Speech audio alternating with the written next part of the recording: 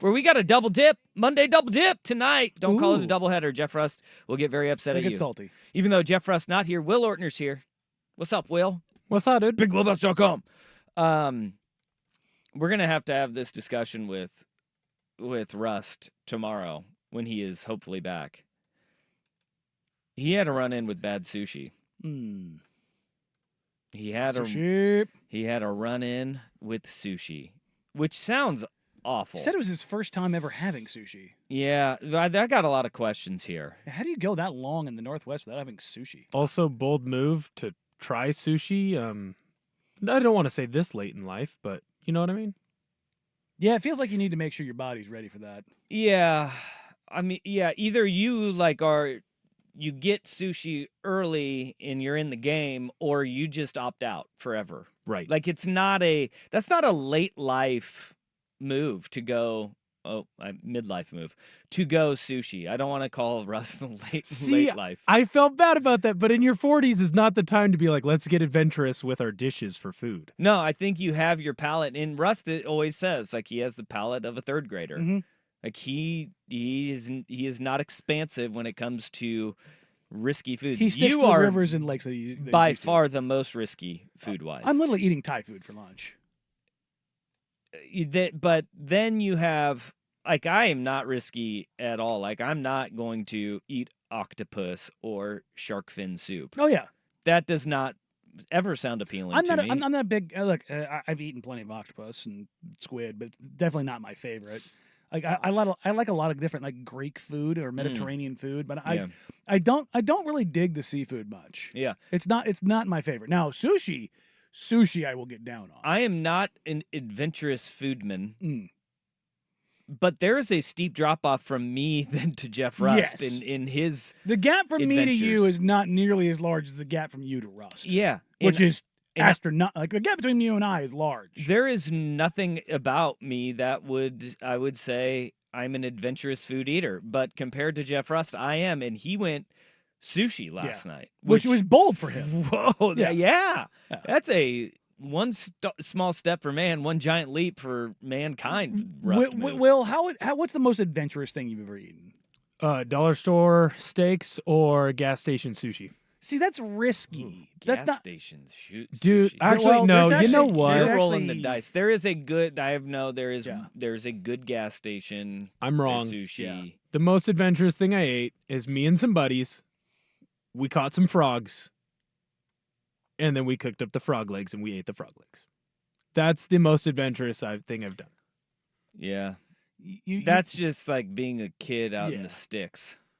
You've never done anything like what's my buddy RJ's 10th birthday? That's what we did. Went down to the creek, caught some frogs. You cook them up, it's fine. Fried them up. Yeah. What cultural cuisine? Is there anything like different that you've tried? Like outside of like Mexican and Italian. Mexican water? Yeah, well, that'll get you. That's not adventurous. That's just dumb. That's rolling the dice. I was fine. That's rolling the dice. Hell, Texas water is bad. We're going to throw poutine in there? Does poutine count? Canadian. That's foreign. You ain't Canadian, huh?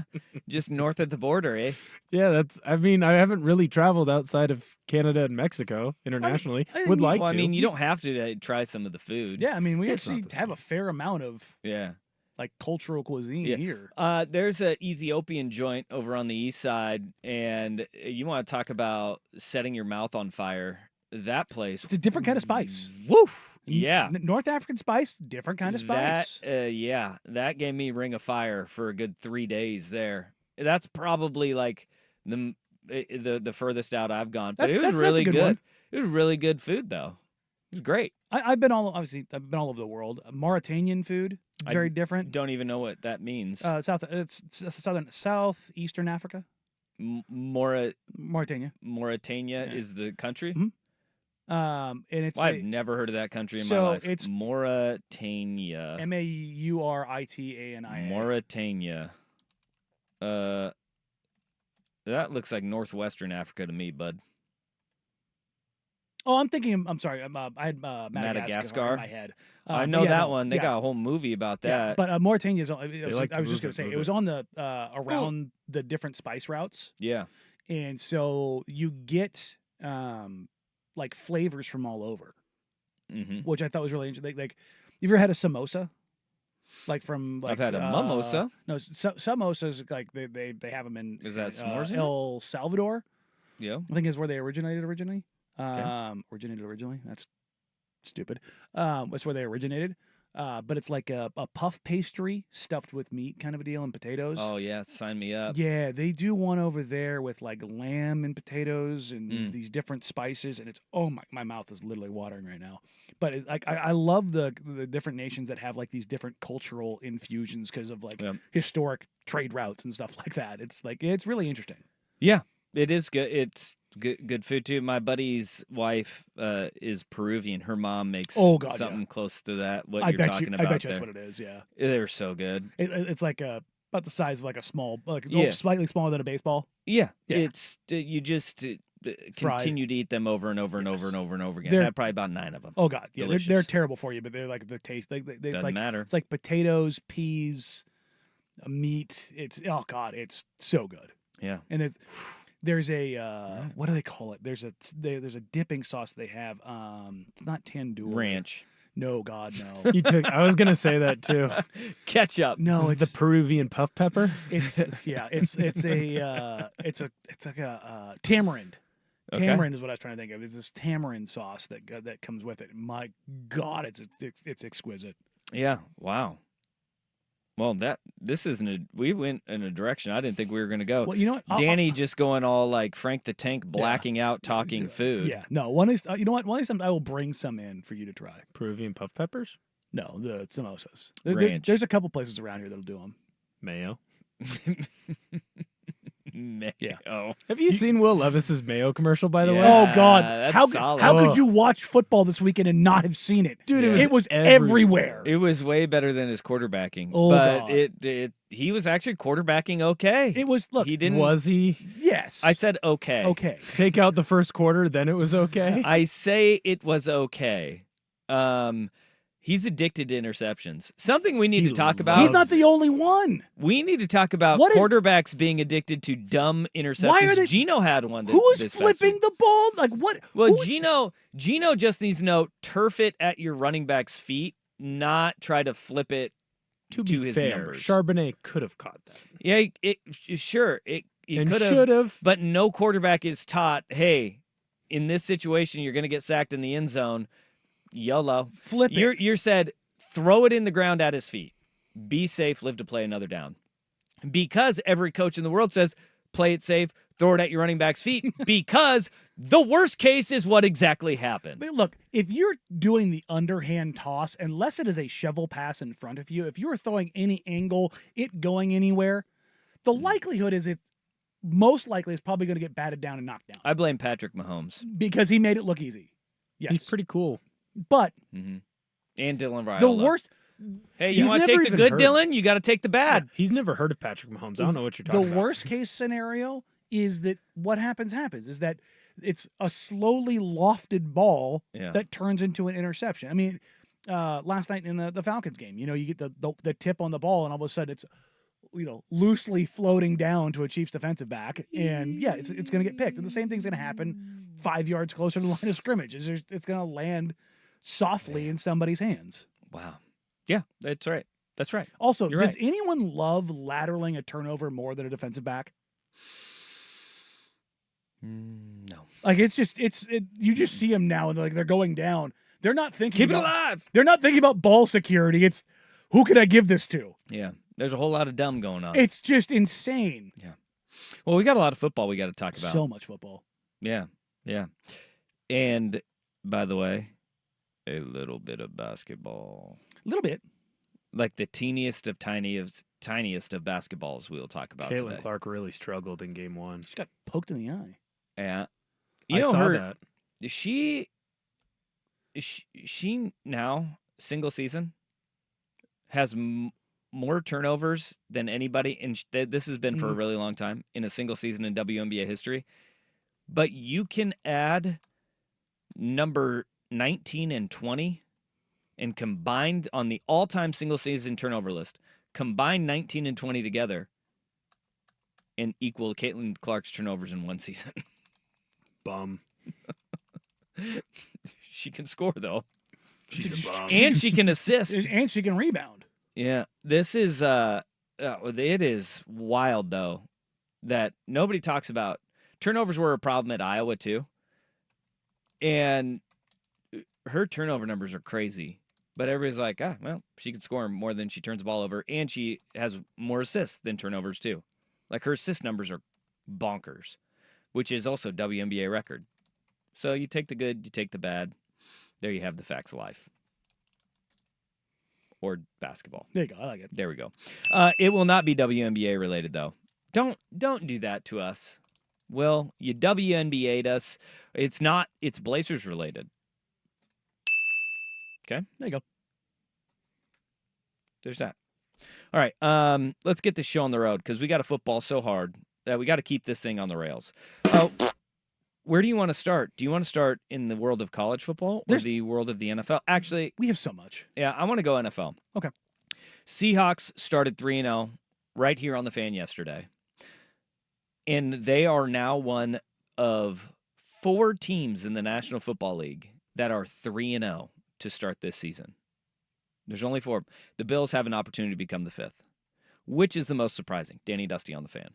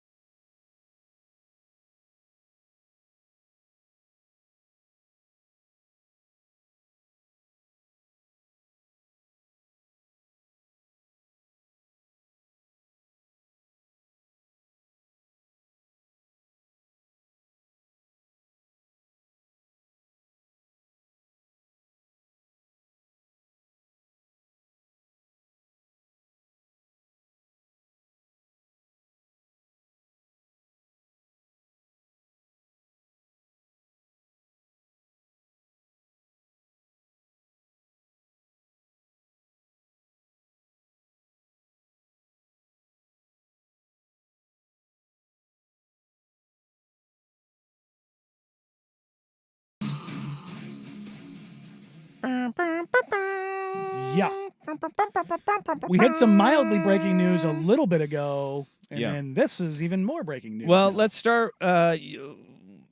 I'm a bad news first guy. Bad news first? I'm a bad news first guy. Right. Nicole Auerbach has reported that the 4 teams from the American Athletic Conference, UTSA, Tulane, Memphis, and USF, are going to remain and have recommitted to the American Athletic Conference, which takes 4 teams off the table for the Pac-12.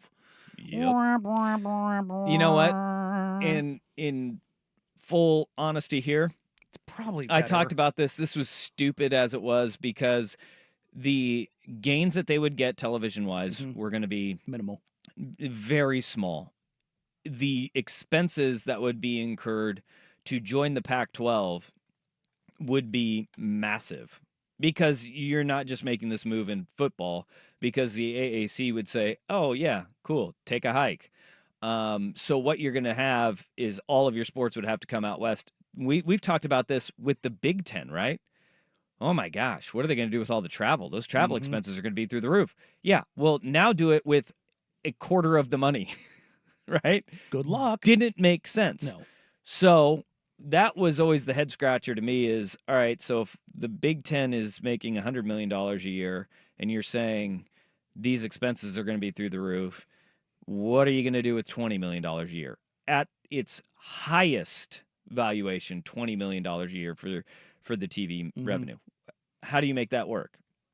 Very difficult, right? So they say, nah, thanks, but no thanks. UTSA is a little bit of an outlier there. But what we're seeing now is the Mountain West is going to be dead. Yeah. The Mountain West is going to be dead because we heard this last week. Air Force was kicking the tires on the AAC. Okay. And now the Pac-12 has to focus its sights back west. Here's where the good breaking news comes in. Brett McMurphy has now reported that Gonzaga is leaving the West Coast Conference to join the Pac-12. They still need 2 more football members by 2026. But Gonzaga, even without a football team, will receive a full conference revenue share in the Pac-12. And this is the Pac-12 turning into a pretty damn viable basketball conference. They're going the Big 12 route. They're doing what the Big 12 did, which is saying, all right, if we can't farm our land in the world of football, we are going to build up with as many good football programs as we can, but we're going to try to be elite in basketball. And for Gonzaga, this makes sense because not only are you getting full revenue share, which will be a bigger slice of the pie than what you get in the West Coast Conference, but San Diego State played for a national championship recently. Boise State has been in the NCAA tournament as anywhere from like that 7 to 10 range, but consistently good as a basketball school. Florida State 4 years ago was in the Elite 8. Yeah, and they're a bit of a roller coaster, but you get yourself. So in Colorado State as well has been in that 7 to 10 line range in the NCAA tournament. You are upgrading top to bottom basketball wise. Or where did Paul George go to school? Fresno State. Ah, that's right. Yeah. Even that is so weird. He's from Fresno. I know, but stayed local. It is just weird that Fresno State you think should have a more prominent basketball. Yeah, program. I mean they pop up every now and then. The same thing with San Diego State. The Kawhi Leonards of the world. At least they played for national championships and been to Final Fours, and they got a damn good program. You look at that for Gonzaga. Oh yeah, this makes sense for Gonzaga. Because when BYU left the West Coast Conference for the Big 12, they were taking a look around the room going, it's just us. Where does our strength of schedule come from? Now they upgrade that. St. Mary's can't be it every year. No, they really can't. And every decade, a combination of San Francisco, San Diego, Pepperdine being good. You can't just be like, maybe. Yeah. And look, so it's an upgrade UP's get a nice little campus and everything, but they get absolutely stuffed in a locker by Gonzaga year after year. Yeah. So that's good for the Pac-12. It is a desperation move to give a basketball-only school a full revenue share, though. But this is where they're at. And if you're going to give it to somebody, it's not like Gonzaga's kind of like, oh, they're kind of like, no, Gonzaga is a national basketball powerhouse. This is like giving UConn a full share. Even though they have a football team, let's not pretend like they do. But they also have back-to-back national championships. But I mean, but that's what I'm saying. Like they're on that. It's as good as they could get on the West Coast. Yeah. It's as good as they could get on the West Coast. And now you look at, all right, where do the sites turn for the Pac-12? Because they do need 2 more football members to actually be a football conference. They're still searching for 3 members, though. They need 3 because what they want to do is have at a minimum of 9 teams, because 8 gives you 7 conference games, and you're having to have 5 non-conference games every year. So you want to get to that threshold of the SEC 8 conference games. And so if you get to 9 member institutions, you can do that. They want to get 3 more. They need 2 more. And I think all signs are pointing to UNLV, Nevada, Reno. And look, Mountain West fans, if you're out there, hold on. This is the collapse of your conference. Because Air Force, they're going to take a look at the room and go deuces. And I think this is what the Pac-12 is banking on, is that things fall apart. Air Force sees the writing on the wall. They do what Colorado did with the Big 12 back in 2010. And they say, we're going to preemptively jump this thing. We're going to go to the AAC. You have then, it's kind of a waiting game on who moves first. And as the Mountain West starts to crumble, the AAC, with this announcement today that Nicole Auerbach has fortified itself. And now you go, all right, we're going to start peeling them off, and we'll see which teams go. And like, unfortunately for Wyoming, Hawaii, New Mexico, this is a really tough spot to be in for those schools, because who's going to want you? And I don't think the Pac-12 really wants Hawaii because of how far that travel is. I mean, that's a monumental travel. And the San Jose States of the world, which play in a massive market and gave Washington State a hell of a game this weekend. Yeah, they did. But, they just, for whatever reason, that's a weird one to me. Playing, being in the Bay and being in a major media market and having a large campus and having a large enrollment and still not really mattering. Yeah. I mean, think of it. UNLV in Nevada, Reno, they lose. If they bolt, does the Pac-12 go after Utah State? Because if you think of basketball and football combination, I mean, well, Danny Sprinkle did really well at Utah State, and then he bolted up to UW this past year. Do you go Utah State? I mean, here's the schools that would be left. If UNLV and Nevada, Reno, and look, here's the big problem with that. Pac-12's got to pay that buyout. And unless somehow the Mountain West dissolves and then it becomes a free-for-all, and maybe that's what they wait for. I don't think that happens. Then it's a staring contest with the AAC and how bad they want Air Force, right? But here's your remaining schools: San Jose State, Hawaii, Utah State, Wyoming, New Mexico. That's tough. Which one do you take? God, New Mexico? No. I don't touch them with the 10-foot pole. You don't want the Lobos. They're bad. On basketball, they're not. I think historically, I think you probably take Utah State. I think it's a coin toss between those two. They're better in the long run, although the Lobos are really fun to watch because their defense is bad, but their offense is good. Yeah, I'm just looking at it solely from a basketball perspective. And that's where you have to reframe it, but then you go basketball and then football combined. Like, if you take the basketball program, all right, in Utah State, in New Mexico, historically has been better, but their football program is in the dregs. Yes. Like, they are bottom They're one feeders. Of probably the 10 worst teams in the country. I would say so. They've been outscored 179 to 110 this year, and that includes a loss to Montana State. They're really fun games to watch, though, because chaos happens. I watched the game on True TV on Saturday night. One, I'm really Get cool. help. Two, it was so much fun. Me and the dog, we just watched. It's great. Yeah, but this is big news for the Pac-12. Bad news. Texas, San Antonio, Memphis, and Tulane are saying, thanks, no thanks. We are going to stay in the American Athletic Conference. And good news, Brett McMurphy of the Action Network, who, look, Brett McMurphy may not be at ESPN anymore. He is at the forefront of all things conference realignment. He is reporting that Gonzaga is leaving the WCC for the Pac-12. Bum, bum, Wild. bum. Nicole Auerbach has followed up. The report stating that Gonzaga is headed to the Pac-12 is not accurate. Sources told the discussion tells NBC Sports. Both sides have had and are having serious conversations, but nothing has been agreed upon by the parties at this point. That's somebody. Remember this happened last time, and everybody's like, "Oh, McMurphy got it wrong," and it was like, and in the long run, he was right. Yeah. This is McMurphy's source is probably somebody quite literally at the very top, and they're saying it's done. Well, yeah. Now you have the Athletic, and Chris Vanini is saying this seems like a little bit of damage control here. Yeah, they didn't want it out yet. McMurphy has been nails on a lot of these things, though. Yeah, if I'm going to stake money on this, I'm going to go with Brett. Dude, what if McMurphy torpedoes the deal with this, though? Oof. I mean, we've seen it happen before. The only thing that this is probably trying to preempt is that Gonzaga has multiple basketball deals. Right now, Ross Dellinger, Air Force, has committed to remaining in the Mountain West Conference.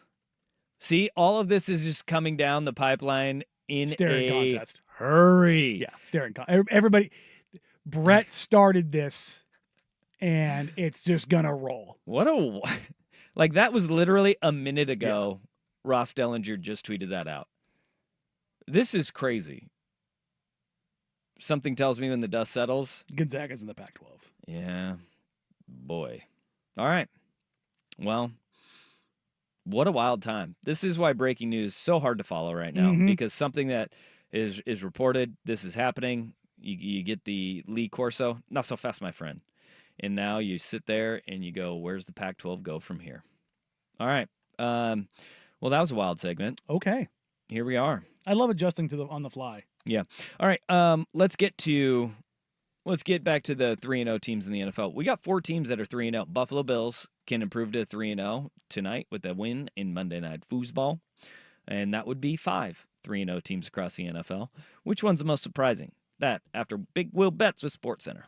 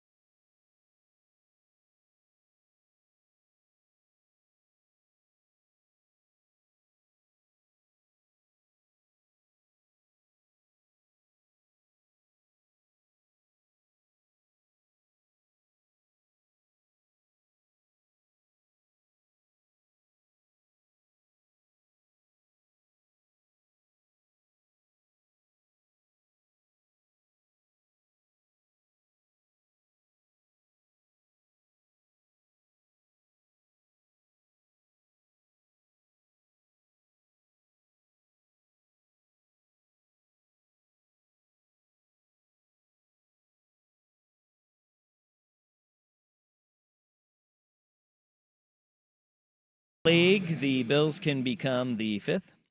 They are as follows: the Pittsburgh Steelers, Kansas City Chiefs, Minnesota Vikings, and the Seattle Seahawks. Just as everyone expected. 3-0. Yeah, which one's the most surprising for you? Steelers. You think the Steelers 3-0 is? Yeah. Really? They're good, but, Yeah. They're just kind of stealing. They're doing Steeler things. Justin Fields, man. I don't think the Seahawks one is really that surprising because I think a lot of what they dealt with last year was injuries. Yeah, but just new head coach and how that transition was gonna go. That's fair. I think I look at Seattle and really, if I'm gonna power rank these from the least surprising to most surprising, I think the Kansas City Chiefs obviously are the least surprising. And then I would go the Seattle Seahawks as the second least surprising because of the schedule too.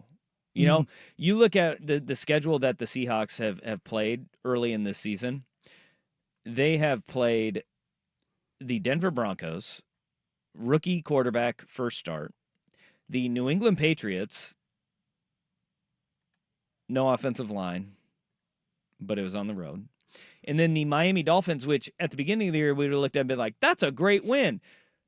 Skylar Thompson is not it, boss. And Tyreek Hill, that countdown to him just absolutely blowing a gasket is going real quick right now. That team's not going to win another game. Yeah, the way they're currently structured. So you look at the schedule and you say, yeah, all right, I can see it. Then I would put the Pittsburgh Steelers is the second most surprising because Pittsburgh has gone 3-0 with wins over the Falcons, which I thought was not a good win because of the way that game played out, where they did not score an offensive touchdown. But it's a good win because of the opponent in Atlanta, and you go in week 1 and you catch them on the chin. Then they went to Denver, and Bo Nix still hasn't thrown a touchdown pass this season. And then they had the Chargers, which the Chargers yesterday beat to hell. Herbert goes down. There's nothing left. Bosa goes down. Slater goes down. Alt goes down. I think you can make the argument that Herbert shouldn't have played. I think Justin Herbert made the argument that he shouldn't have played when he said after the game that I would try to go out there, and if there was any pain, I was going to be out. He looked like he was in pain from the very first snap of that game. But they knew a win, a 3-0 start could have afforded them having Justin Herbert sit against the Kansas City Chiefs, right? And I think they kind of gutted that game out and said, all right, let's see where we're at after this one, and then we'll go home after 2 weeks on the East Coast and let you heal up and throw that Chiefs game away. That's not how it all worked out. He gets hurt and didn't injure it any further, but extends out the recovery time a lot longer. So high ankle sprain, nothing to mess around with. The most surprising 3-0 start in my mind is the Minnesota Vikings, though. Because at the beginning of the year, J.J. McCarthy goes down with a knee injury. Sam Darnold's inserted as their starting quarterback. They beat the brakes off of the San Francisco 49ers. I don't care how close the final score was. They were dominating, in control of that game from start to finish. Yeah. Then they followed up with the Houston Texans. And how many games have we seen this year of you get a big win and then you have another team come in and boom, you S the bed. They beat the Houston Texans even worse than they beat the San Francisco 49ers, 34-7. Yeah. And Brock Purdy said to Brian Flores after the game, man, you guys had us confused the entire time. C.J. Stroud was in a mental blender that entire game. Brian Flores and that defense are really stinking good. And Sam Darnold is playing out of this world. I don't know if I've seen a stat line in the NFL quite like Sam Darnold's yesterday. He didn't throw for 300 yards. He didn't even throw for 200 yards. He went 17 of 28 for 181, 4 touchdowns, 0 picks. How in 2024 in the National Football League, you throw for 4 touchdowns and only 181 yards? Carr did that a couple weeks ago against the Cowboys. He didn't he only throw for like $141 but 3 touchdowns? Because they just ran the ball. Like they just packed the Cowboys up so fast that they were just like, no, we're good. There's been some really weird quarterback lines this year. No, Carr threw for 243. Was it 243? Again, it was 243 and 2 touchdowns against the Cowboys. It must have been the next week. You mean week 1? You were thinking of when they played Carolina? Carolina. That's what it was. Yeah, they packed them up quick. Yeah. Carolina, he threw for 200 yards, 3 tutties. Yeah, it was just like it was a very quiet game. Yeah. But it was only on like 13 attempts, though, wasn't it? 16 attempts. 20. He completed 13 passes. Yeah, that's what it was. Yeah, it was just like, good God, that's a lot of like. I think he averaged like 20 yards a catch or something like that. It was like, goodness. The Vikings though are also doing this. They're banged without up. Jordan Addison. Yeah, and Hawkinson's still banged up, isn't he? Yeah. They don't have their tight end. Yeah. They don't have their number 2 wide receiver. It's Justin Jefferson. And Jefferson's banged up. Sam Darnold, and then Aaron Jones toting the damn rock. And Kevin O'Connell is a really good coach. Did you hear Aaron Jones after that game? Uh-uh. He said this is like the best he's seen a team come together. And I don't think he's wrong. And this guy coming from Green Bay, yeah, where all they do is just come together and rally around whoever their quarterback is. Apparently now Malik Willis, first team All-Pro.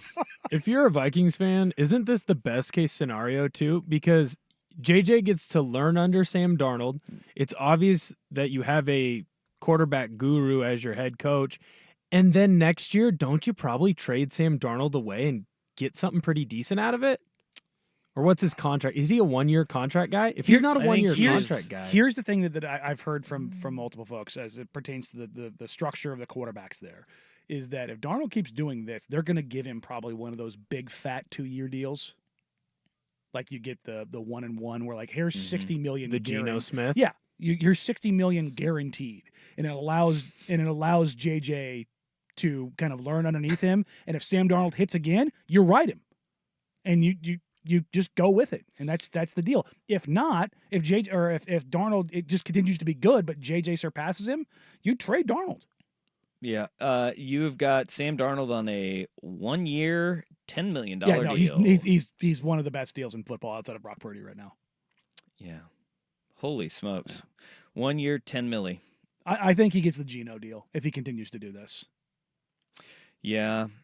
I don't know. I'm happy for him. Oh, I am too. Like, I'm happy for him. I know I'm USC guy. I don't know what happens, but I'm happy for him. You know where I stand on USC quarterbacks. I've never, with the exception of Caleb Williams, I've never thought anybody other than Carson Palmer was like, yeah, no, you're going to be an NFL guy other than Sam Darnold. And when he went to the Jets and completely fell on his face, I was stunned. I was like, oh no. And again, I didn't think he was going to be great, but like, you can go back, check tweets.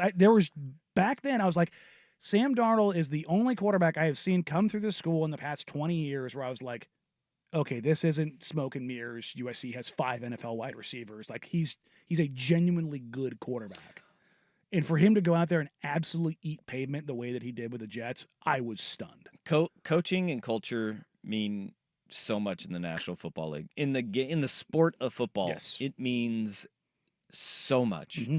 And you can see how many guys falter because of it. I mean, I think one thing that we're seeing right now is you're seeing fractures in a culture and leadership void in Philadelphia with the Eagles. Now, they got a win. They beat the New Orleans Saints. Jalen Hurts threw for 3 bills. But I sit there and I go, he looks a little broken. Mm-hmm. He looks a little off. Thank God for Dallas Goedert. But that one right there, you're seeing, there's some fractures going on there. And how long can they hold on to this? And it's not in just Devonta Smith's body. No, that was a cheap shot. Yeah, it was. That sucks for bigger him. Bigger cheap shot this weekend. That one or the blindside block on Mekhi Lemon.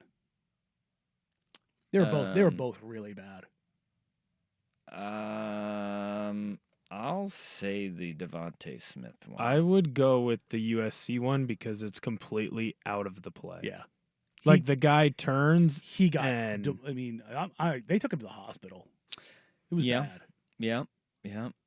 I mean, I'm saying they were just both really bad plays. Yeah. None of it's good. No. None of it's good. But I don't know. C.J. Gardner-Johnson was pretty pissed after the game. Did you see that? Yeah. He was, which is like, I get it. Maybe have literally anybody else be the messenger. No, that's the way he's going to go. But That's who he is. I mean, he's been embroiled in a couple of those himself. Yeah, and this is why I love guys like C.J. Gardner-Johnson. This is just like Cam Taylor-Britt. You're right. This is the DB who just keeps going. You're right. You're right. You're gonna just keep running your mouth, and then C.J. Gardner-Johnson has had this backfire 11 times in his career. But he's still going to talk that talk for whatever reason, and then we can all laugh at it when he is a liability on the outside and ends up losing them a game. Or he's the one who gets hit with the backside block, and all of a sudden, Yeah, that Mekhi Lemon one was. I'm rewatching it's pretty it now. Nasty, dude. But because it was on a punt return. Yeah, and on punt returns, those happen a ton. He got earholed. He got blasted. I mean, he came off the field like still stumbling. Yeah. He was trying to stay in the game. And it was there's no way. No way, there's dude. No way. Your legs are rubber. Yeah. That one I don't. You can make the argument because he kind of stumbles. I think when you're a gunner on punt return, though, when you're on our punt team, when you're a gunner in that situation, you are taught you need to be ready for this. If you inside release, they're going to have somebody peeling back, and you know that's gonna happen. That doesn't make it like less of a cheap shot, but it happens. Every punt return has it. Your peel back guy, he got it. He got it straight in the ear hole because he got shoved outside or inside, and then that guy just came in and just leveled him. That the Devontae Smith one, you're not really expecting that one. Yeah, like it's like neither one of them are good. No, neither one of them are good.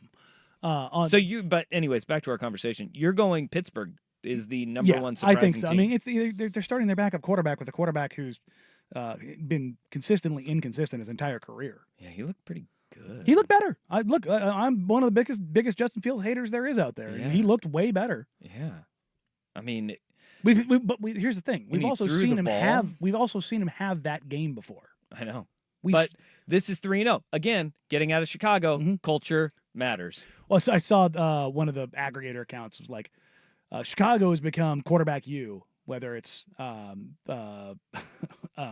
Andy Dalton, Justin Fields, or Caleb Williams, they're like, see, look at this, look at the lineage of quarterbacks that's currently coming out of Chicago, and it's like, yeah, 2 that left and the one that just got there. Yeah, well, they're getting things right. They're getting things right. Getting away from Shane Waldron. Good for you, BT Dubs. Chicago's still looking for their first 4,000-yard passer in the history of their franchise. Caleb Williams through 3 games is on pace for 3,500 yards. That first game with 94 yards bit him. They may have to wait a little bit longer. Yeah. He keeps doubling his yardage. If he just keeps doubling at this rate, I mean, he'll have 4,000 in no time. So if he has a 726-yard game passing next week, we're all in on I will Caleb say, Williams. The performance he had this weekend was more of what I expected from him this season. They got the Rams. He'll throw for 726. Everyone's hurting the Rams. Yeah. He might go wild over there. But then he has to throw for 1,400 yards against the Panthers. Well, I mean, look, he's right on This is pace. lining up really well. This is just like investing. It always doubles every single time. We're going compound interest passing yards from Caleb Williams. That's right. Before the season, I definitely would have taken the over. I think he's probably going to end at like 3,800. Just wait until that last game of the year against the Packers when he throws for 20,000 yards. Yeah. Watch out, Tom Brady. In minus 20 degrees. Just whipping that thing everywhere. Oh, boy. All right. Hey, let's talk a little Justin Fields, though. Is Russell Wilson ever going to start in the NFL again? Next on The Fan. Hello.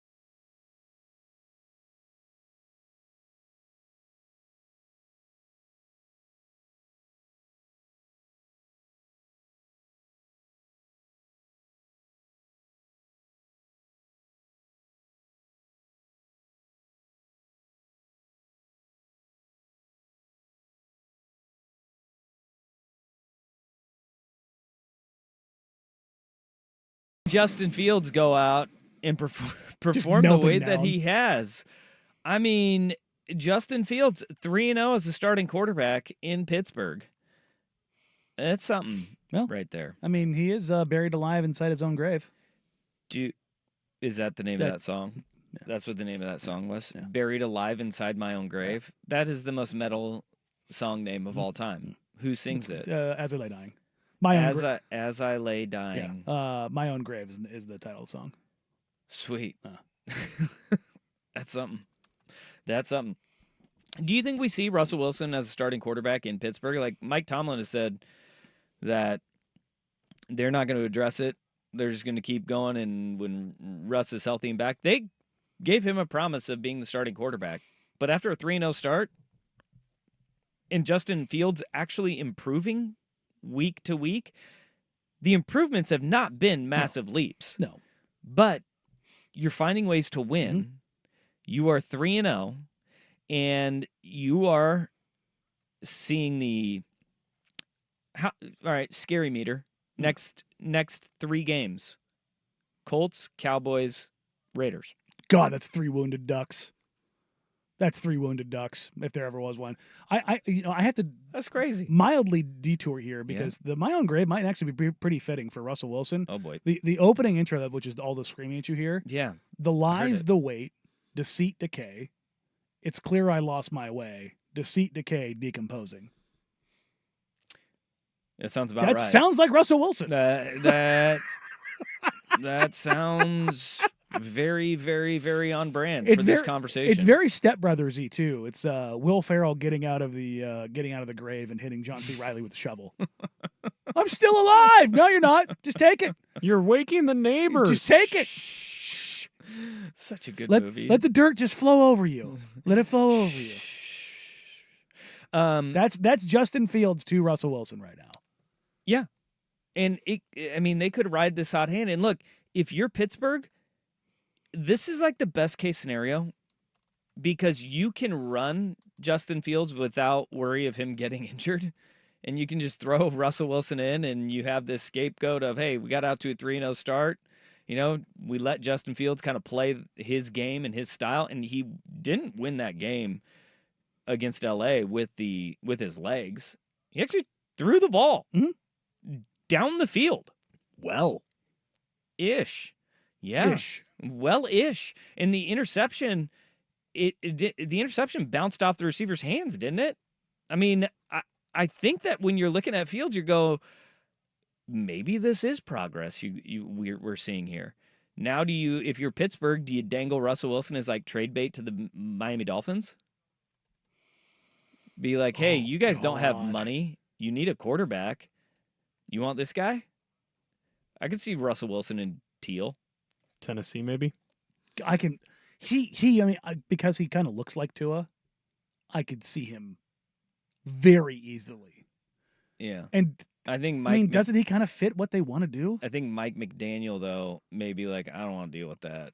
Could you imagine? Because Russell Wilson does this with all of his coaches, right? He absorbs their personality a little bit. You're right. Could you see Russell Wilson absorbing Mike McDaniel's personality? Just kind of going into the way too laid back. I don't think they ever Dolphins do it. country. Let's ride. He might be more likable. Let's swim. Let's swim, huh? Have you seen? He would definitely do a dolphin sound. Yeah, he would do a dolphin sound. Have you seen the change of McDaniel from the time he got there till last week? The press conference look. He has become so Miami. Yeah. Like he looks like a coke dealer. I love every bit of Mike McDaniel. It's great. But could you imagine Russ? I mean, you know he's going white suit. Absolutely. If he gets traded there, he's showing up in the press conference in a white suit with an orange undershirt. Yeah. Miami Vice style. That's so awesome. He is pulling up looking like what is his name? Don Johnson in Miami Vice. Yeah, that's true. 100%. Yeah. That is the look cut straight from Miami Vice. Do you want to hear a stat bomb about the Miami Dolphins? Oh, go on.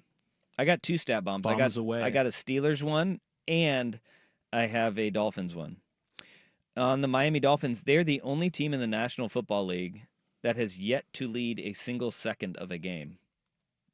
Good Lord. That's true because they won against Jacksonville on a last-second field goal. They have not held a lead for a single second this season. They're the only team in the National Football League to say that. Do you know who the team was that made it all the way through last year that did that? Who? The Panthers. Dang, Yeah, the Panthers bro. against the Raiders. There was the line in there that that was not a good week for you. No, this was a bad football weekend for Danny. No. Remember what I said? Bad. Lose all the games. Yeah, but on the heels of the USC game, I was just like, God. It didn't bother me. That one hurt. No, it didn't. No, the Raiders one didn't bother me. Okay. They did not bother me. I laughed. Okay. I was texting back and forth with a very, very, very prominent Raiders fan this weekend. Grief. And no. I had to walk him back off the ledge. How many varies did you just put in there to let us know he was a prominent Raiders fan? Is he the Raider? No. But I had to walk him back off the ledge. I'm like, no, this is actually a good thing. Yeah. It's okay. All right. It's okay. Losing is good. No, they need to. So they strip this thing down for parts. I'm just tired of it. Like you look at what the Raiders team is, and you've got Max Crosby, you've got Brock Bowers. I think they hit a home run with Brock Bowers. Yeah, they did. I think they sure. did. Outside of those two, there's nothing on this team where I'm like, those are foundational pieces to build with. Yeah, no, that's true. And so figure that out. Okay. Here's my Steelers stat bomb for you. Teams since World War II to start a season 3-0 despite scoring 3 or fewer touchdowns in their first 3 games. The 1988 Buffalo Bills and the 2024 Pittsburgh Steelers. They are 3-0 and have scored 3 or fewer touchdowns on the season. Goodness gracious. Yeah, only 2 all time. Was that Bills team good? Yeah, Is that one of the 4? I don't.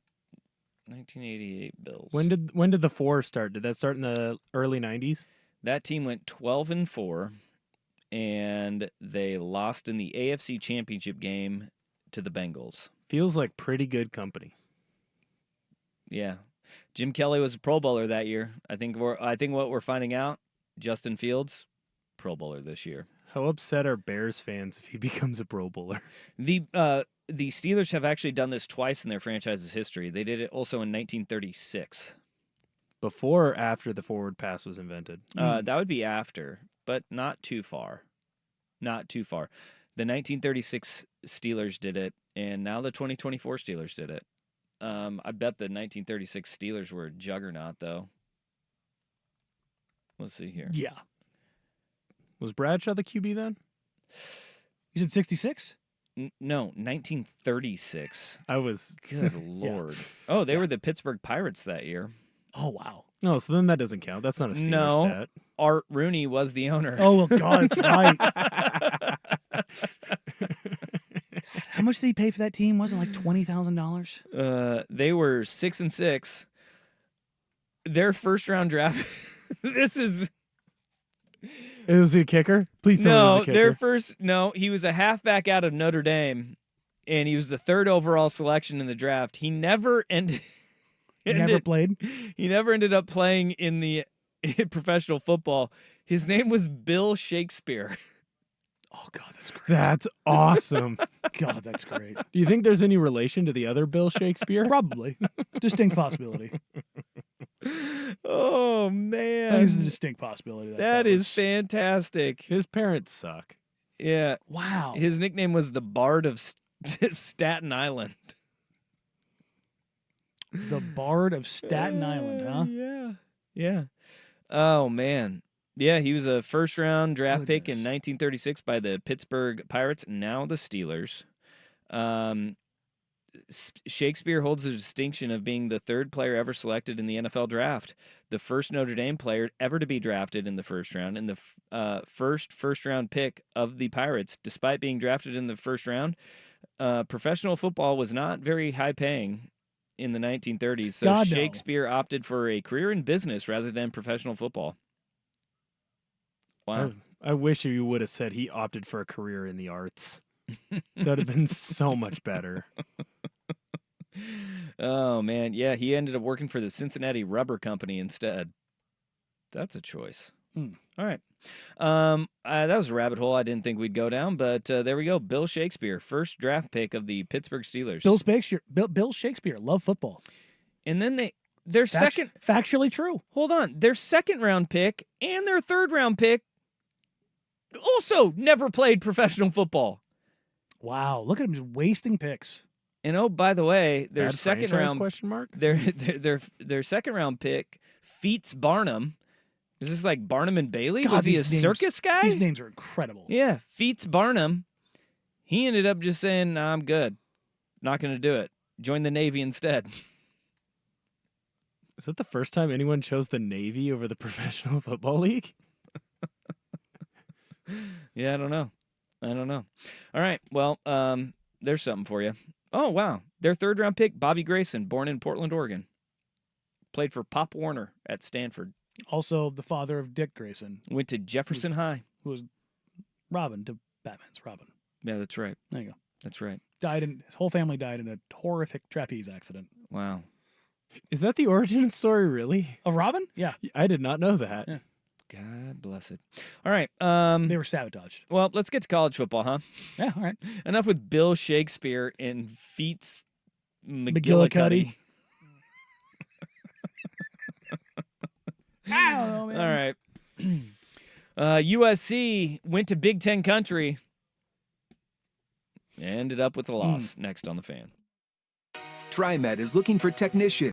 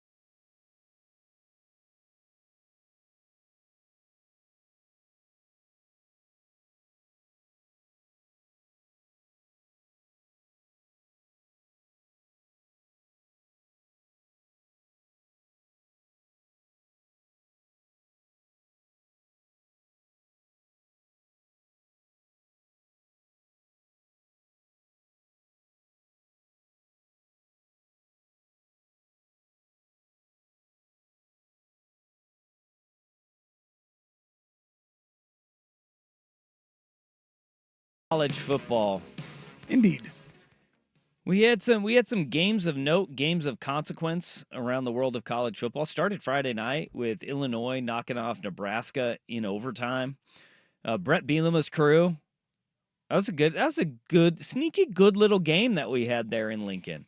It was. It was a really good game. A touchdown, turn interception. Mm-hmm. You have a fumble at the end to kind of seal the deal. It got everything you wanted out of it. Overtimes all over the place. Yeah. Colorado getting totally drunk. The Palouse going full tilt Cougar. Yeah. Friday night, Cougs erase a deficit and come rallying back behind John Mateer. 500 yards of offense. Just an animal. Dude, I love that kid. He makes some boneheaded plays, but boy, does he make some just game-breaking plays. He's fun college so football player. So much fun. He's one of those guys that you're like elite college football player to watch. NFL career, not going to happen. But when you rush for 111 yards in a touchdown, you throw for 390 in 4 touchdowns. Yeah, sign me up. And they had to rally back. Was it 22 in the fourth quarter to force overtime, and then you knock them off? Yeah, let's go, Cougs. That was the most hangover game ever. We talked about that on Friday at the end of the show. It was, you got to fight the hangover of winning the Apple Cup and the biggest game of your season. And they did. They scratched and clawed their way back into that game and found a way to win. But Illinois, I said this remember when Big Ten, we were talking over the summer, and I said, Illinois is going to be one of those sneaky games. And everybody's like, whatever. Illinois is going to be a physical Big Ten slobber knocker type game. You know it's going to happen. Brett Bielema, he's going to do it. He's got Luke Altmaier at quarterback. Limited, but does enough to win, right? October 26th, all of a sudden that game is getting a little bit more juicy for the Oregon Ducks when Illinois comes to town. But I think the marquee game of the weekend was number 18 Michigan hosting 11th ranked USC. And that game sure played out like we thought it would, right? Zero semblance of a passing game for Michigan in that. Alex Orji getting the start, playing the entire game. He only attempted 12 passes on the day. Yeah, I think the over-under number was 13, and he hit the under. It was between the tackles, run the ball down your throat, and will USC be able to hold up in the trenches? On the defensive side of the ball, they did. And I don't, 290 yards rushing, when you run the ball 46 times, you're going to get some yards racked up against you. The explosives are where the backbreaker. That's what did him in. And I want watching that game back, or just thinking in my head about that game, is everybody says, "Oh, USC got manhandled." Outside of those 4 plays, Michigan did absolutely nothing. But those 4 plays broke their back. But everybody's going to talk about the late one with Mullings. The one that kills me is the one in the first quarter after the 4th down. Yeah, the 53-yarder for a touchdown. That's the one that kills me, because that set the tempo for the day. Not only on what I think was a blown 4th down call, but also that allowed Michigan to play from the front.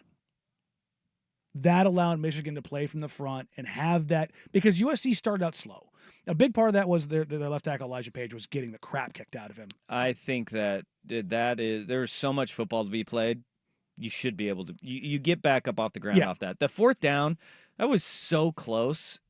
I know that USC fans are up in arms about it, but if you I stopped it right at a point where he got turned sideways, and the ball looked like it had crossed the line to gain, but it was so close. It was like, why aren't they going to take a look at it? Why don't you take a look at it? Instead, they're like, nope, moving the chains. We're going to go next play. Boom, touchdown. That one hurts. And those are the momentum plays in a game, though, where, we talked about this a lot with Oregon and Boise State. Right? The 70-yard touchdown run by Ashton Genty off a sudden change. Mm-hmm. It's the momentum. USC is like, we thought we got him. Well, you need to get back up and you need to be ready to go, or else they're going to pop the big one on you. Those big momentum swinging plays and being able to fight your way back. I thought USC eventually did, but their offense, you said it, they were lethargic out the gate. That first half, it looked like Lincoln Riley wanted to prove that they could run between the tackles. And it was like, why are you running at literally the strength of this entire team? Mason, did you hear what Mason Graham weighs? No. So the broadcasters were talking about their pre-meeting, and they talking to Mason Graham. They're like, "Hey Mason, how much do you weigh?" He's like, I had a light breakfast, so probably about 314. That's a 315-pound man who moves like he's 240. Yeah. You have to double team him on every single play. Mm-hmm. And then they have an absolute terrorist running off the edge. Yep. And it's like, why are you trying? Like, I get it. It's your first Big Ten game and you want to show that you can compete with the big boys, but that's not what you are right now. And don't get me wrong, USC ended up running the living hell out of the ball.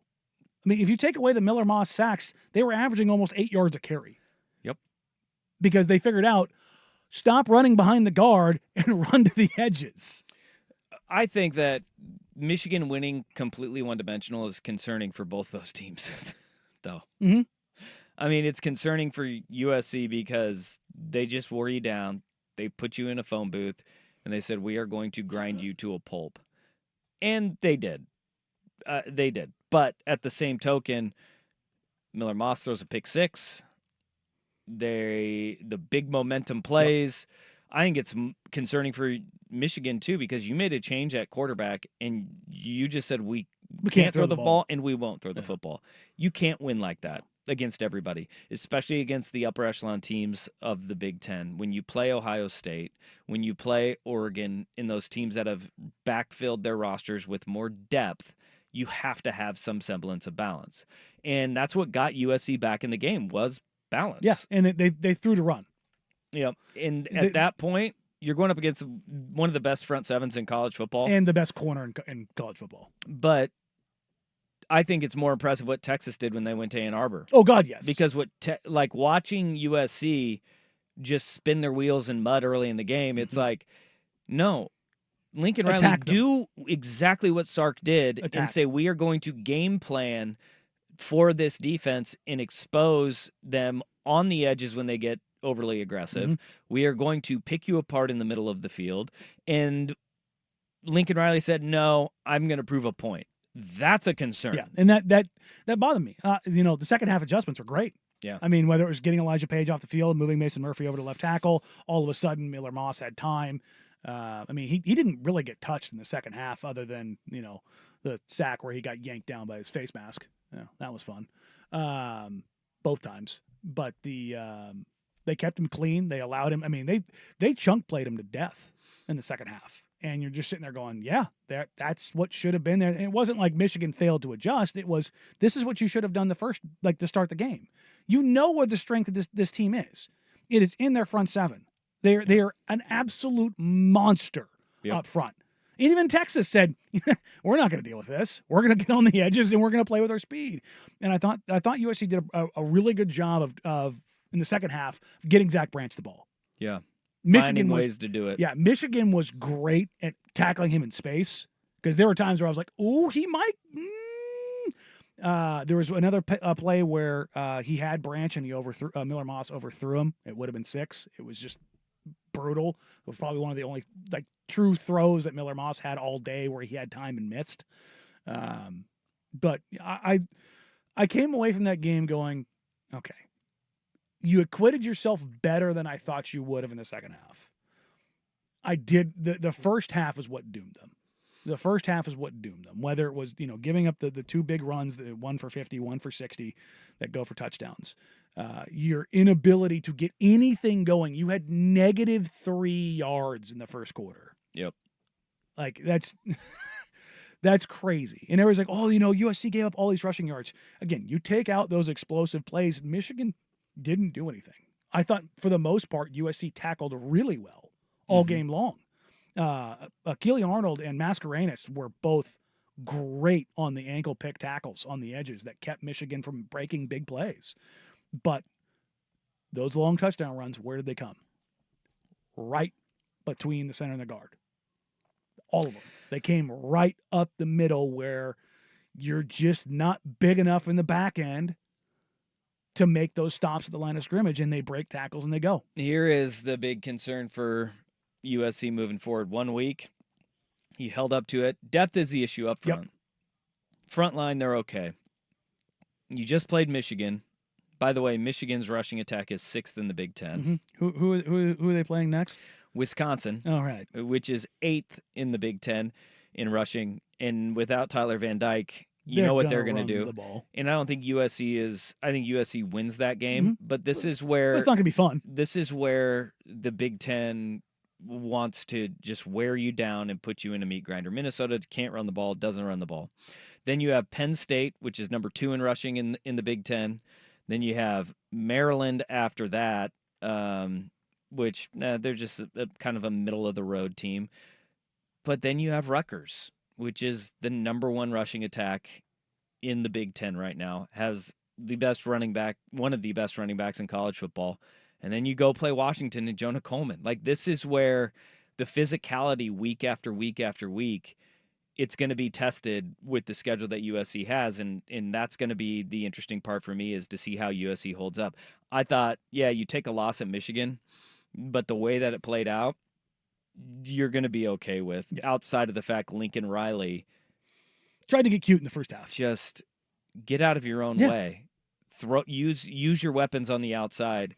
And he did, and they got back in the game. And the unfortunate thing is that they did lose Mekhi Lemon, and they did lose Lake McCree, probably both for the season. Yeah, Lake McCree out with a knee injury, and then Mekhi Lemon got his brain scrambled. All right, we will have more on the Cougs and the Beavs. Big wins for the Pac-12. Hey, look, the Beavs were the first former Pac-12 or Pac-12 team to get a win against a Big Ten team.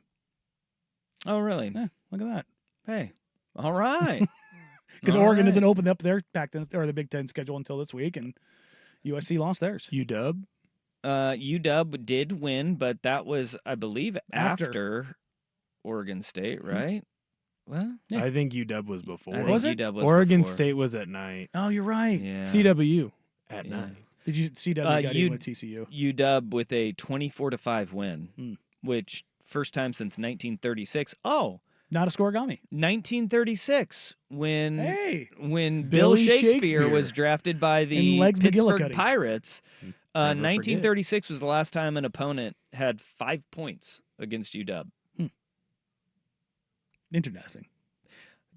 Like, there's part of me that feels like touchdowns were worth 5 points back then. 5 points is a funny score. It is. It is. It's a funny football. Safety is also probably more common. We have a new team in the Tier 1 of college football, though, because it was emphatic on Saturday. Danny Dusty on the Fan. The definitive podcast for Oregon Ducks football.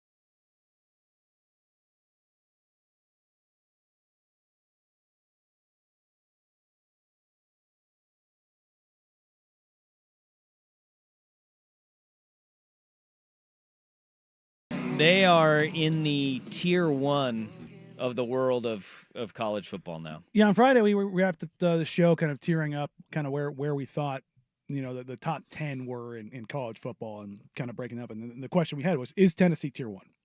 And they are undoubtedly, they are right there with Texas and Georgia. In Ohio State. Ohio State is really damn good at football.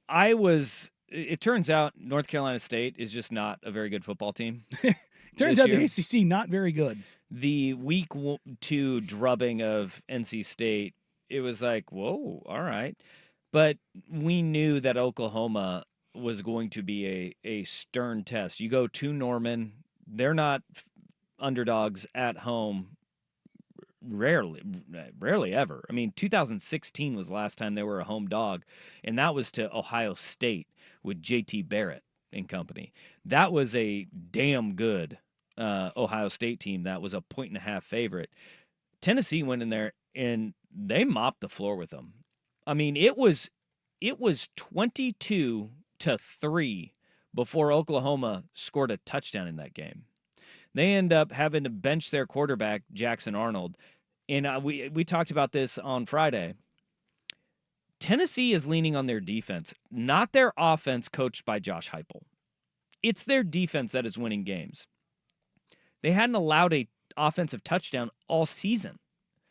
Or they haven't allowed a touchdown by an offense all season until late in that game against Oklahoma. Fourth quarter of that game. Think about that. They played 15 quarters of football without allowing a single touchdown on the defensive side of the ball, and they put the clamps down on anything Oklahoma was trying to do. They through the air, on the ground. Jackson Arnold might as well have been me back there. The Oklahoma Sooners averaged 1.1 yards per carry in that football game. And they had 1, 2, 3, 4, 5, 6, 7, 8 guys carry the ball. So it wasn't like they weren't trying stuff. There was one play of over 20 yards for Oklahoma's offense in the game. One play of over 20 yards. They cut the explosives down. They just suffocate you on defense with speed and physicality. Tennessee is legit, man. And if Tennessee hadn't fumbled, they would have run away with this. And think about what that game means when your star quarterback only throws for 194 yards. They run the ball, and they ran it down their throat. And defensively, they are nasty. They are so damn good. Nasty. I hate making this comparison, but they reminded me of Georgia. The way Georgia just demolished Clemson. And look, Clemson looked really good this weekend. Cade Klubnik looked really. It reminded me of Oregon going down to Georgia and getting just manhandled and then looking great the rest of the season. Clemson is looking like they might kind of be that team this year where, yeah, Georgia's different, but everybody else, they're going to steamroll through. Yeah. But this Tennessee team, they look vicious. Like on both sides of the ball, they look like they are idiot proof. Well, they do have Bama and Georgia still remaining on the schedule. So they'll get tested. 2 rivalry games. We're going to find a whole heck of a lot about Tennessee. But Tennessee going to Oklahoma and the way that they handle their business, we talk about 2 lost teams in this 12-team playoff era. And having 2 losses isn't your death sentence. Look no further than Tennessee, because they will go back and it'll be wildly unfair to sit there and be like, oh, September.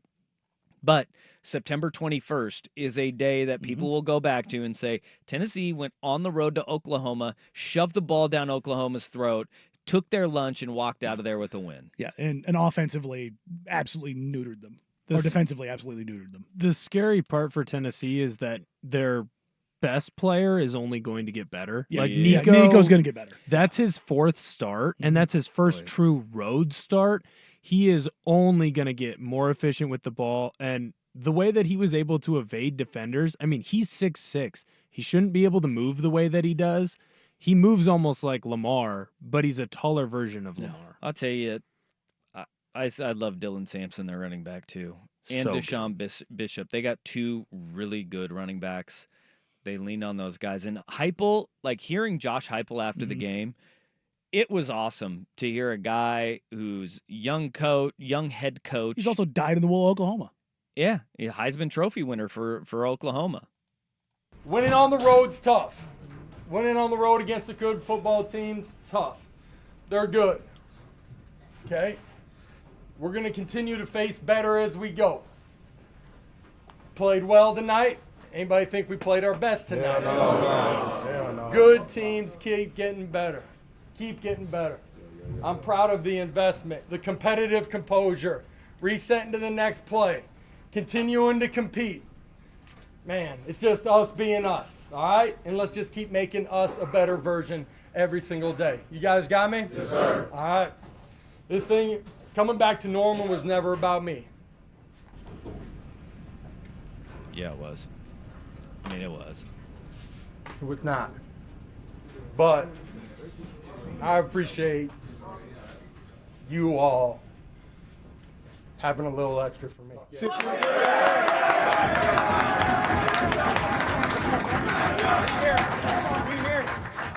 Bow your heads, grab two. Hey, we did that for you, Coach. I just game ball for you. That's pretty cool. That man. last part's cool, and you can tell Heupel gets choked up. Did you see when they panned to Heupel's dad in the crowd? No. Towards the end of the game, he's they mentioned how dyed-in-the-wool Oklahoma they are, right? And his dad's wearing a Tennessee shirt, and he said it was kind of like it was a tough thing for him, but it's his boy, right?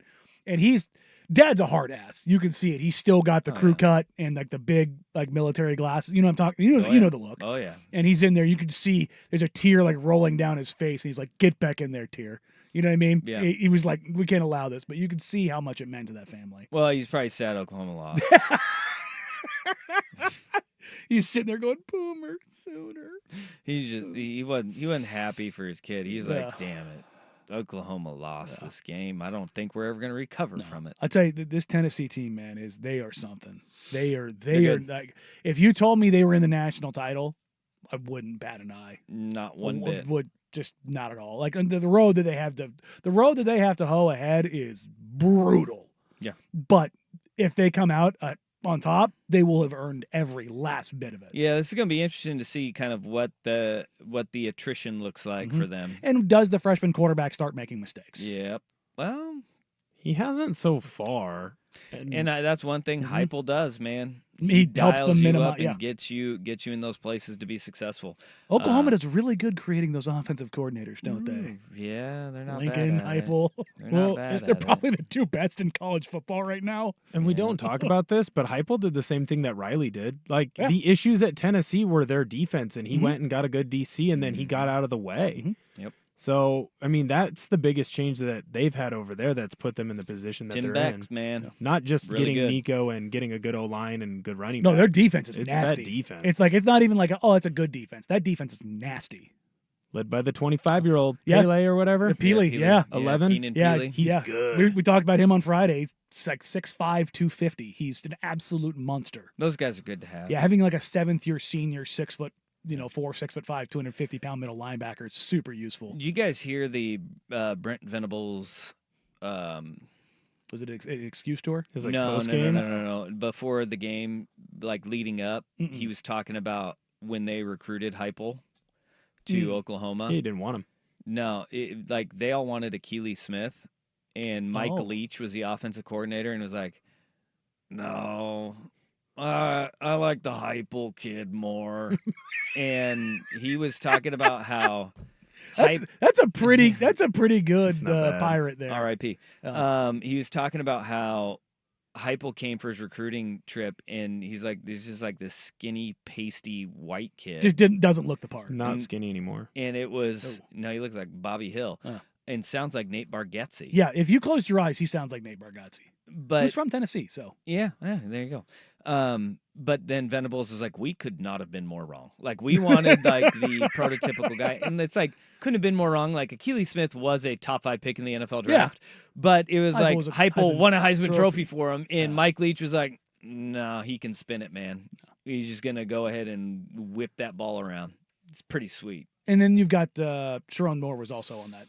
team. Yeah, too. as an offensive lineman, Yeah. Sherrone Moore has lost a lot of weight. My God, I did not realize that was the same person. No. I knew that Sherrone Moore existed, I didn't. but I didn't know that was the same. No. Fat guys get skinny, skinny guys get fat. He Just look looks at like he Moore got and Heupel. shorter Right. too. Like, Well, back Yeah, I don't know. surgeries. Big shoulder pads back then made you look you taller. know what? You're right. Big shoulder pads. Yep. All right. Big win for Tennessee, though. They're for real. They're Yeah. legit, man. They truly are. Now, I tell you what, who's not winning? Our worst day on the web, the Chicago White Sox. Shout out to their social media, but we got to dive into the worst team in modern baseball history for worst day on the web. But first, here's Big Will Betts with the Sports Center update.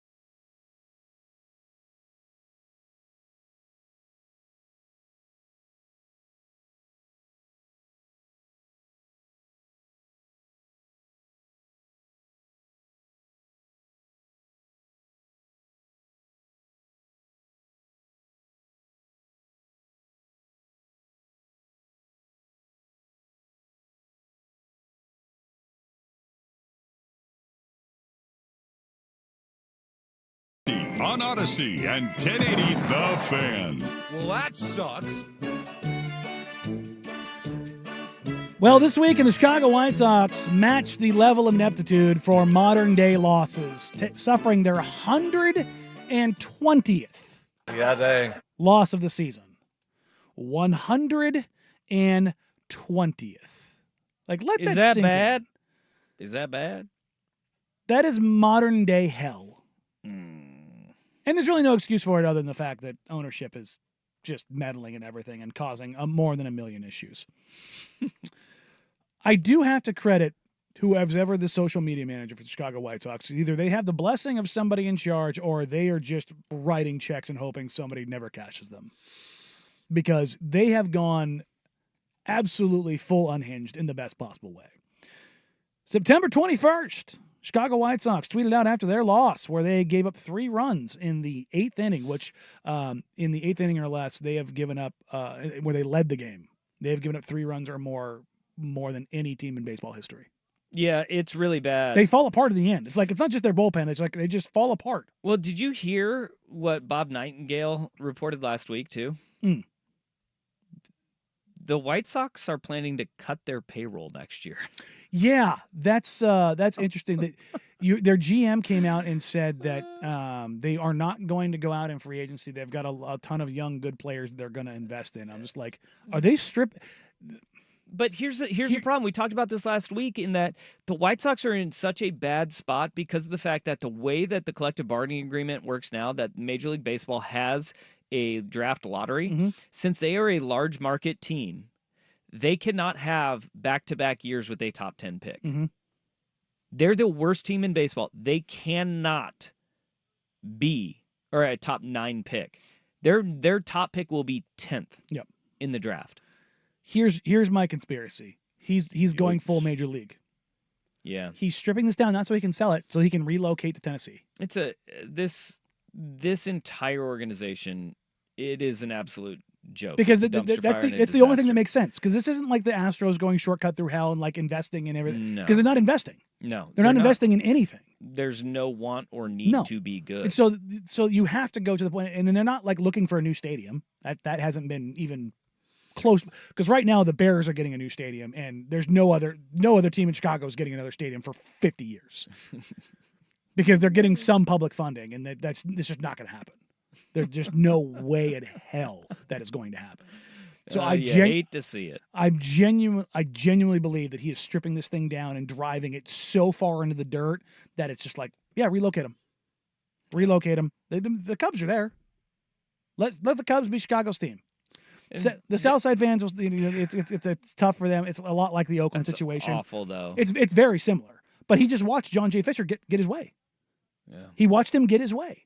So because look, you relocate to Tennessee, you relocate to Nashville, which isn't that far. When you're talking about grand scheme, like as far as like markets, it's not that far. But it's you're ripping a fan base that has a 100-year rooted history in that city. And has a World Series title in the past 20 years. And that is the biggest difference between what John J. Fisher and the A's are doing as opposed to the White Sox, is that you're talking over 100 years of baseball of the Chicago White Sox. And the A's had been the Kansas City A's and the Philadelphia A's. They are albeit they've been there for over franchise. 60 years or whatever.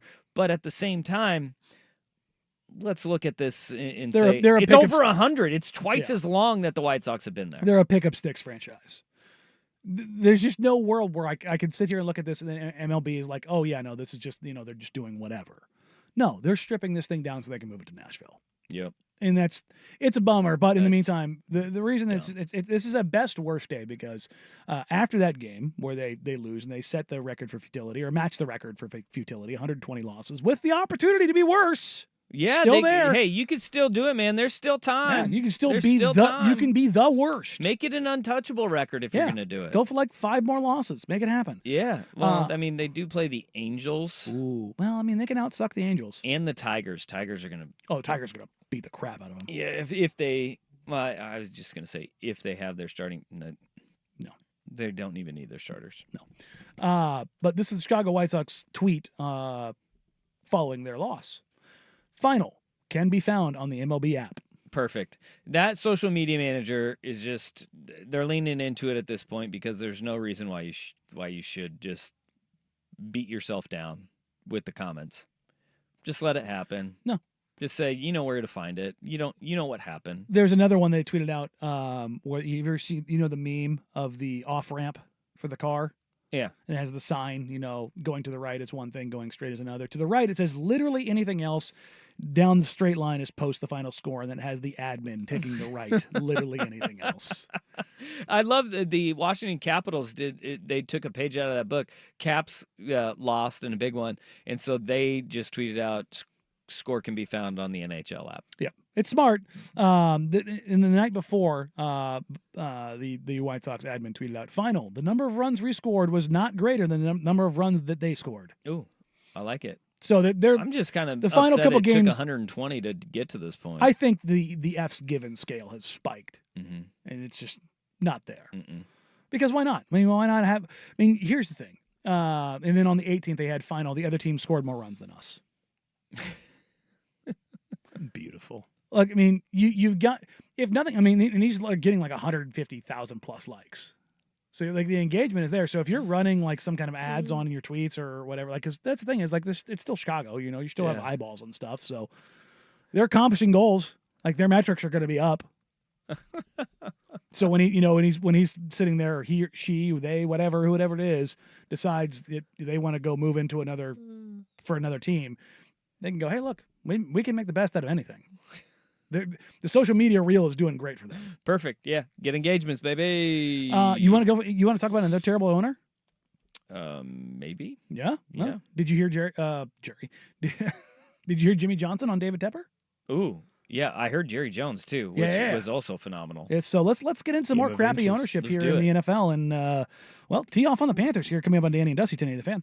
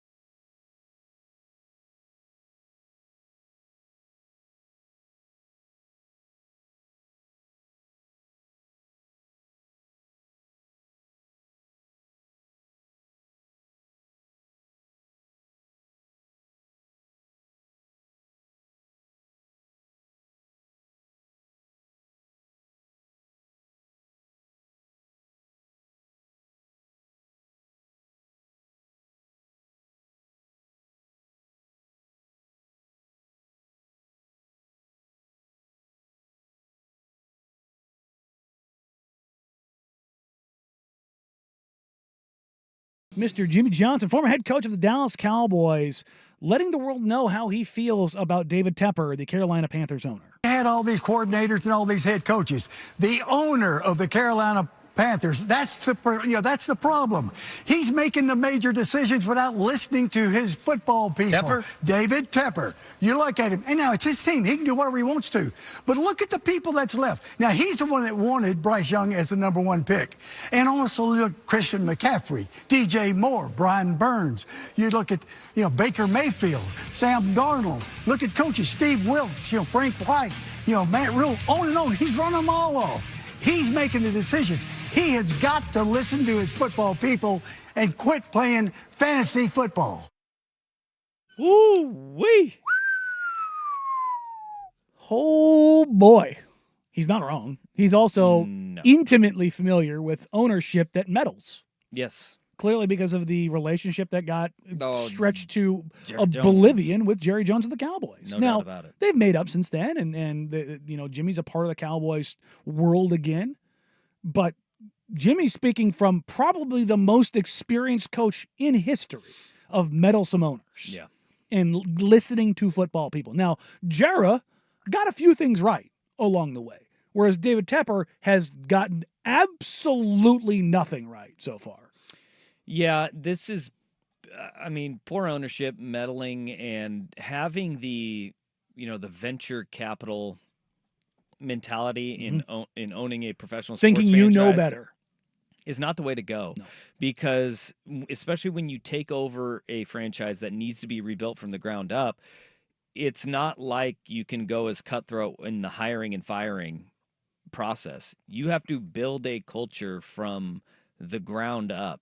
And the way Tepper has gone about it is like you're watching the show Billions, right? Where you're just like everybody is expendable. You can fire anybody. You can cut the corners, and you're going to make sure that you cut the right corner to make a buttload of cash. It's not the way professional sports work. Like it's often a long, grueling process to become relevant, and he doesn't want it. There's a reason why you see new owners come in, regardless of the sport. Yeah. MLB, NBA, NFL, NHL. The overarching problem that you see with new ownership is not that they don't care, it's that they care too much. In that, well, I'm successful in my venture, I know how to do this. Yep. And they try to reinvent the wheel every freaking time. Every single time. And it's just like, oh, here we go again. Here's the stupid. And it's none of them has ever been successful. And you can point out like the Vegas Golden Knights, their success story. Yeah. You know what was successful about them? Even though they were a new franchise, they brought in the most experienced hockey people imaginable. Bingo. That was the difference. Now, they had some luck with some of the players that they brought in as well, which, again, is reinforced by bringing in all of the hockey people. It matters. But every time you see, sell this or we need new ownership that, Matt Ishbia comes in, gets Kevin Durant, but also gets Bradley Beal because he wants to have the three-headed monster. Yeah. And then they trade away DeAndre Ayton for Yusuf Nurkic. Isaiah Thomas. And wants to bring Isaiah Thomas in. It's like, oh my God, are we really going to do this? Because you trust these people that are your friends as opposed to trusting the people that people trust. Bingo. It's just, David Tepper is more than just a meddling owner. He's a complete a-hole. He's a poor owner. Yeah, and the fact that he's the reason.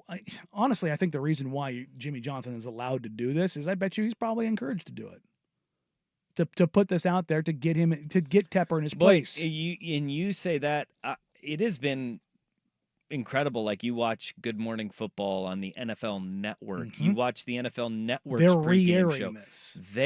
They're laying into him too. Because they are. Yeah. It's like gloves are off, and I think there's been a blessing because a lot of owners in the NFL are saying, "No, this isn't how we want." Because the problem is Tepper comes in and he's the big singing you know what in the room because he's worth more than anybody. Look, in somebody.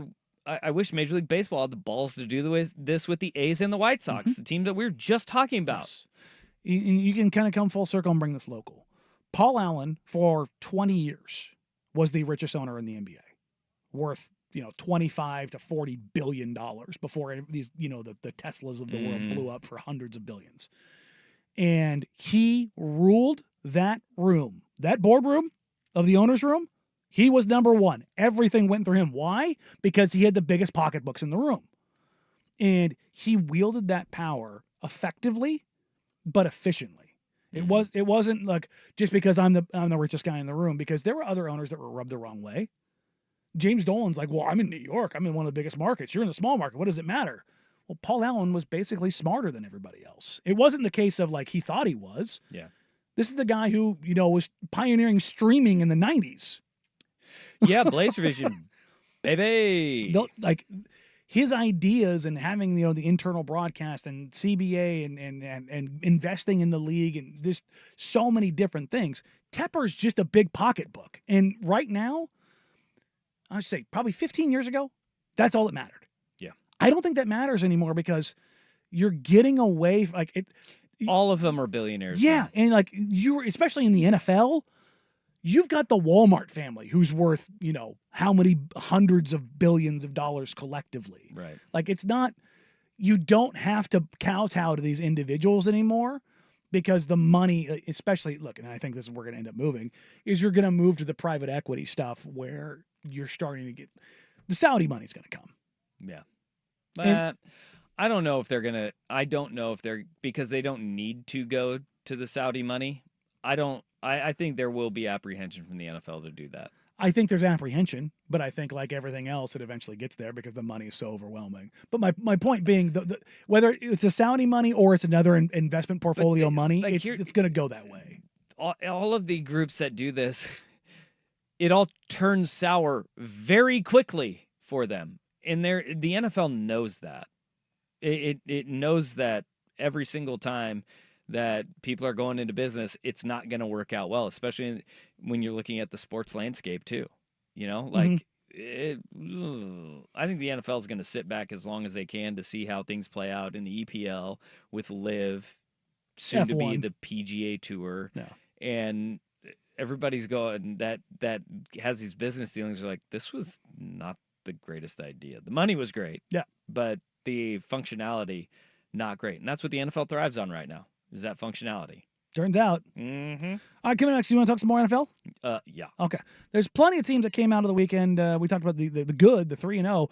Which teams cratered and absolutely fell on their face, and which teams are most fearful of those 0-3 starts? Coming up here in hour number 3 on Danny Dusty, today, the Fan.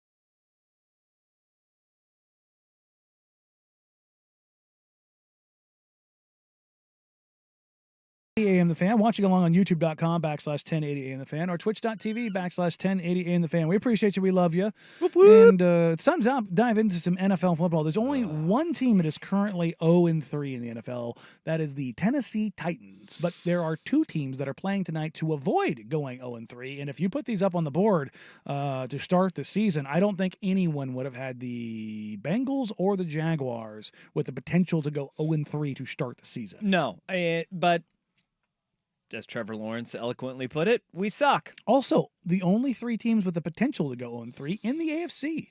Yeah. Interesting.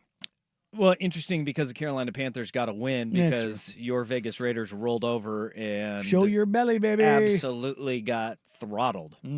Andy Dalton, Red Rifle. Let's go. We'll talk about that too. I don't know, but when you think about it, the top end teams in the AFC obviously are far and above everybody else. Look at the lower end of the NFC, and the floor is a lot higher in the NFC than in the AFC when you look at some of the truly bad teams.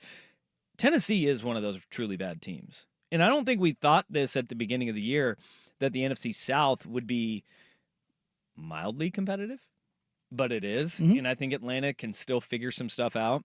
I thought they should have won that game last night. I thought they should have too. And now we have the conspiracy theorists that the NFL is rigged. All they want is the Chiefs to win. Blah, blah, blah. Let's not do this.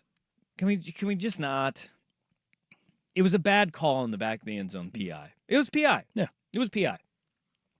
There's several opportunities where Atlanta could have capitalized at any other point during that game to make it not to where that call mattered. I mean, you lose two starting linemen, all of a sudden Chris Jones is in your backfield every bleeping play, and that's what happens. He is still really good at football. Yeah, especially when he gets matched up against two backups.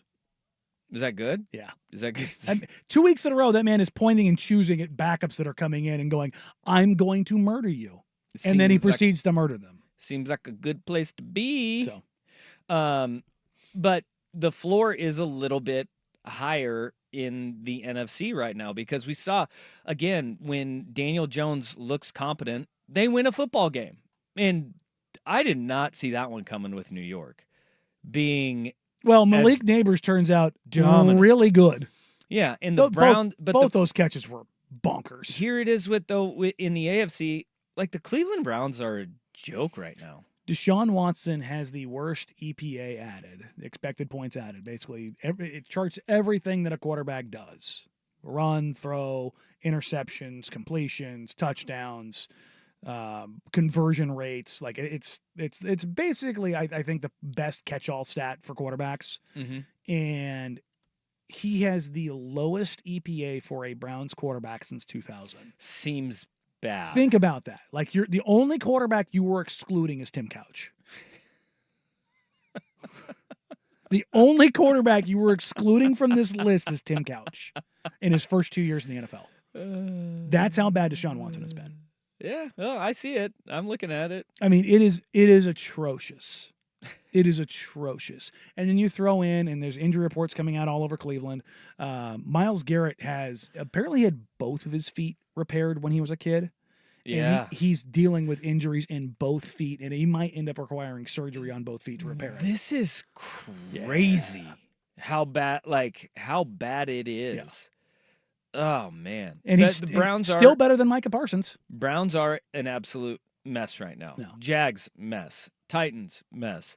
Denver, mess. Raiders, mess. I mean, New England, mess. Dumpster fire. And when you look at in the NFC, I would have thrown Baltimore in there if it wasn't for this weekend. When you look at the NFC, though, you have the Giants are a mess, the Panthers are a mess. Outside of those two teams, Cowboys are real close. Real close. But they're still talented enough. Yeah, I guess the talent is there. Yeah. And that's like Cleveland too, but Cleveland has a quarterback issue. Yeah. Well, and I don't know if you can get over a quarterback issue. Who can't this drastic. Yeah, and that's the thing is, like, I saw Cowboys fans like, Dak's doing everything he can. And I'm just like, no, Brock Purdy was doing everything he can because everybody was dropping everything. Well, hold on. Dak is still doing everything he can. That's never been the question. Sure, but it's not very good. Yeah, I think there's a difference. I mean, it's always where the ceiling is with him. Yeah. And there's your sign, Bill Engvall. There's your sign. And there it is with the Dallas Cowboys. But we talked about the 3-0 teams being surprising. I do think that when you look at both Cincinnati and Jacksonville especially, those are surprising 0-for teams. And I think Jacksonville does fall to 0-3. I don't think Cincinnati loses tonight. But then again, I had no idea what was going to happen in a wildly drunk week of NFL. Here's something interesting for you. It's still only 3 weeks, but looking at point differentials, the Indianapolis Colts are a -3, the Bengals are a -7, the Jags are a -8. You're basically saying every single one of their games in the aggregate is a one-score game. That is how the NFL is built, though. Yep, and I think that. Well, I mean, you look at the bottom of the NFC. Like the Giants are a -19, the Rams are a -34, the Panthers are a -46. Like there's a sliding scale of crappy, and the 0-3 start is the death knell. Yeah, you just can't. It's just too much ground. It's too much ground to cover. Yeah, and you look at this, and the Bengals, I think they have a fortunate schedule going forward, but they need to win tonight. Like they have to win. They start out 0-3. It's like well. I guess the flip side of that is the AFC North, with the exception of the Steelers, in which we kind of know what the Steelers are. They're going to win 9-10 games, and then they're going to struggle down the stretch. You're damn right. The Steelers getting out in front early kind of makes you go, ugh, but the Ravens have been cheeks.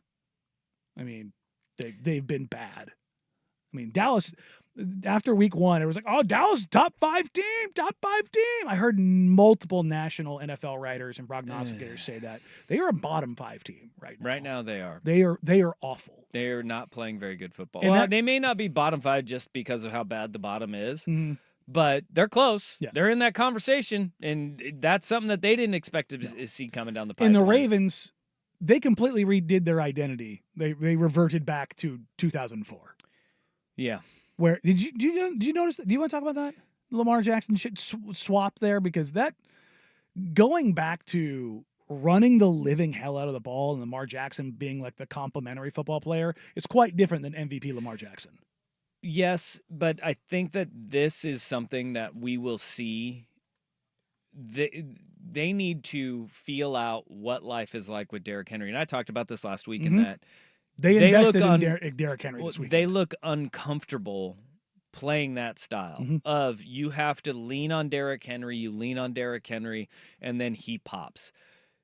And he wears you down. And that's where you create out of the Cowboys that is where you create your offense and explosiveness in your offense. But you have to be committed to leaning on that run game with Derrick Henry. I think as the season goes on, you have to start your season this way.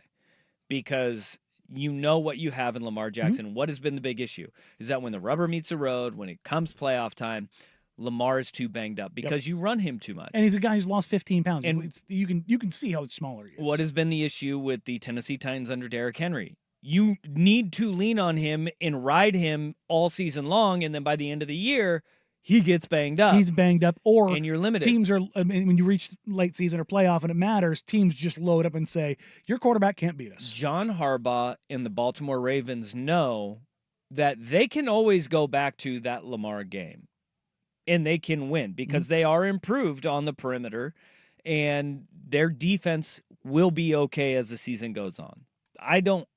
I'm not too incredibly worried about the fact that, they've given up the second most points in the AFC so far this season, the Baltimore Ravens.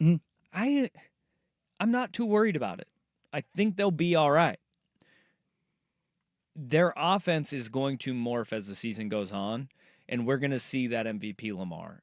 It's about where they're at health-wise at the end of the year. And they know that Lamar can just flip that switch and go. He is playing complimentary football. He looks a little uncomfortable right now. The offense looks a little uncomfortable right now with the way they're operating. But now is the time where you can rev that diesel engine up, and by midpoint of the season, I don't think we're worried about the Baltimore Ravens. No. But I don't think we're worried about the Baltimore Ravens at that point. But right now, it looks disjointed. Yeah. It looks clunky in Baltimore. But at the same token, like you mentioned it, their point differential. They lost by 3. They lost by 7 to the defending Super Bowl champs. It's not like That's they're what I getting mean. the doors the blown Bengals off them. they're right there. Yeah. The The Ravens. Yes.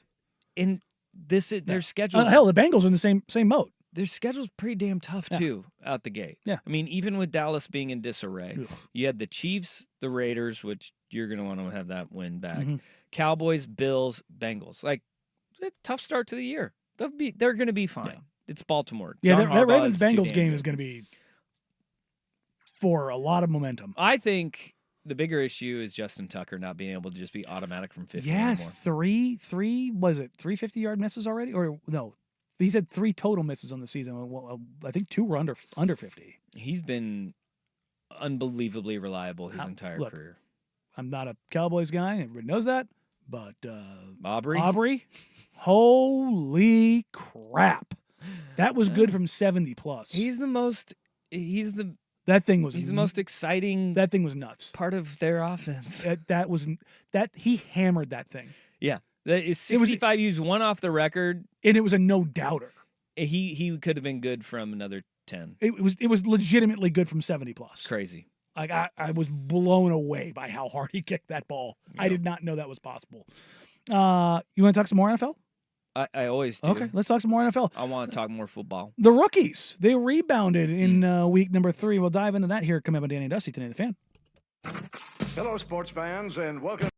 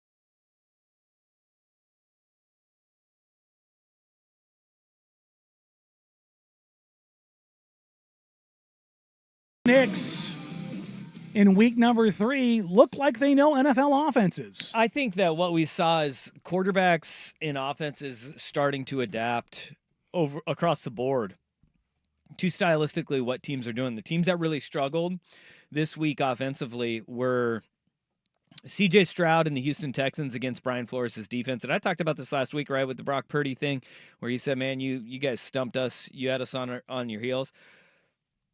Brian Flores is gambling in ways that you rarely see a defensive coordinator gamble in the National Football League. Like, they're showing cover zero, which means you have nobody back, nobody free, and then rolling into cover 2. And not just like cover 2, but you're rolling into Tampa 2, where you've got a linebacker on a slot receiver who is in a dead sprint, flip your hips, and going towards the middle of the field. You have a corner dropping all the way back to the deep half, an outside linebacker screaming outside to where it's like, it's Chaos. Really hard to diagnose as a quarterback and as a wide receiver. But this is where those first 3 steps kind of come into play. Like, first 3 steps of a route, a receiver has to determine what coverage it is, whether what you see is what you get, or they're rolling into something else. Flores is doing stuff that is just ballsy as all get out, first of all, because if a quarterback and a receiver are on the same page, and if the play call is right, they're toast. They're getting broken. But when you step up to the line of scrimmage, you're like, this looks like 0. And then you go, well, this looks like 3 or 4. And it's whatever you're seeing is never it. And they are moving so much in Minnesota. It's wild. And you're probably going to see more defense coordinators start to do it. But it takes a very disciplined defense to do it. So, but outside of Houston, which saw them grind to a halt, you saw the Saints offense go from 91 points in 2 weeks to 12 in week 3. They came back down to earth. We did see scoring was up across the board in the NFL this week. This week. And quarterback play was much improved this week across the board. We still have 2 more games to play, and there's been 68 touchdowns. There was only, now that's still not a lot, but there was only 57 all of last week with all 32 teams playing. With 4 more teams playing. But with everybody settling in, you saw the rookies are as well. Yeah. And Caleb Williams and Bo Nix played yesterday. We got Jaden Daniels tonight. But those 2 guys finally look like they were comfortable with the speed of the NFL. Yeah. And it takes a long time to do it. And both of them put up good numbers. Caleb Williams threw 2 touchdowns. Hey, rookies finally got touchdowns on the board. Huh? All right. Bo Nix didn't throw any touchdowns, but he was way more efficient and he looked more comfortable. I just have questions. Like, in the NFL, are you going to run Bo Nix that much? Because Bo's a sturdy guy, but he's not that big. He is, like, he can handle hits, but you don't want your quarterback to do that. 100%. You're going to get killed in the NFL. And Caleb had some really high highs, and he had some really bad lows. He had one pick that, I mean, one's a toss-up, but one is atrocious. He just throws it right to the defense. But there was he also did a Bo Nix, a drop back, and threw the ball to the other team. Yeah. And the thing was, he finishes the game with a decent completion percentage, 363 yards, 2 touchdowns, 2 picks. Their offensive line sucks. Their offensive line sucks. He is getting drilled. He got sacked 4 more times. I thought he was better stepping up in the pocket. He had the one spin out where he did spin out and broke the defender's ankle and then made an absolutely dime of a throw down the middle of the field for the whole shot for the big gain. And I went, oh, that's good. But also, he thought Rome Odunze was going to hit a comeback once, and he just threw the ball to the comeback, and Rome was streaking up the sideline, did not stop. Rome Odunze showed up. But Turns out his dad, just sitting there on Twitter posting highlights of him wide open, got through to Caleb Williams. And I think the big thing was that they were not on the same page. Yeah. And I think that they did, and they're still not 100% on the same page. The other part of this is DJ Moore has got to hold on to the damn ball. Yep. There's been some, I think Caleb's identified target 1, which is Rome Odunze. I think target 2 is Cole Kmet. And Keenan Allen and DJ Moore are not doing Caleb any favors right now. Keenan Allen, can't get on the field. And DJ Moore is throwing fits after being having a little case of the dropsies. Yeah, and that's a receiver. But I think like DJ Moore's bigger issue is that I don't think he trusts Caleb Williams still. Yeah. To make the right read, because remember, he was the guy who wanted them to hold on to Justin Fields because he had a relationship with Fields. But there's more to that in that with Caleb Williams, their offensive line isn't great, but no offensive line is great when you have asked them to pass pro for 3 seconds. No. And what DJ Moore is he is precise and he is get open, where Roma Dunze has a little bit of that. He'll weave all over the place. Like, the frustration with DJ Moore is I run my route, put the ball on me, dot me up. Like, I got open. You need to be able to throw in an NFL window. I thought that's something that we saw from Bo Nix yesterday, which is he was throwing NFL window type throws. There was one where the announcers were like, oh my God, how did he even complete that pass? Why would you throw that ball right there? Well, Bo Nix is wildly accurate, got the ball out quick, got the look that he wanted, and it was a good throw.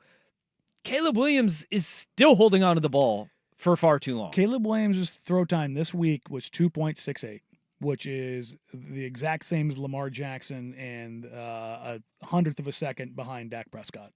Yep. Middle of the pack. The fastest this week, guess who? Justin Fields. Andy Dalton. Yeah, Andy 2 Dalton, seconds flat.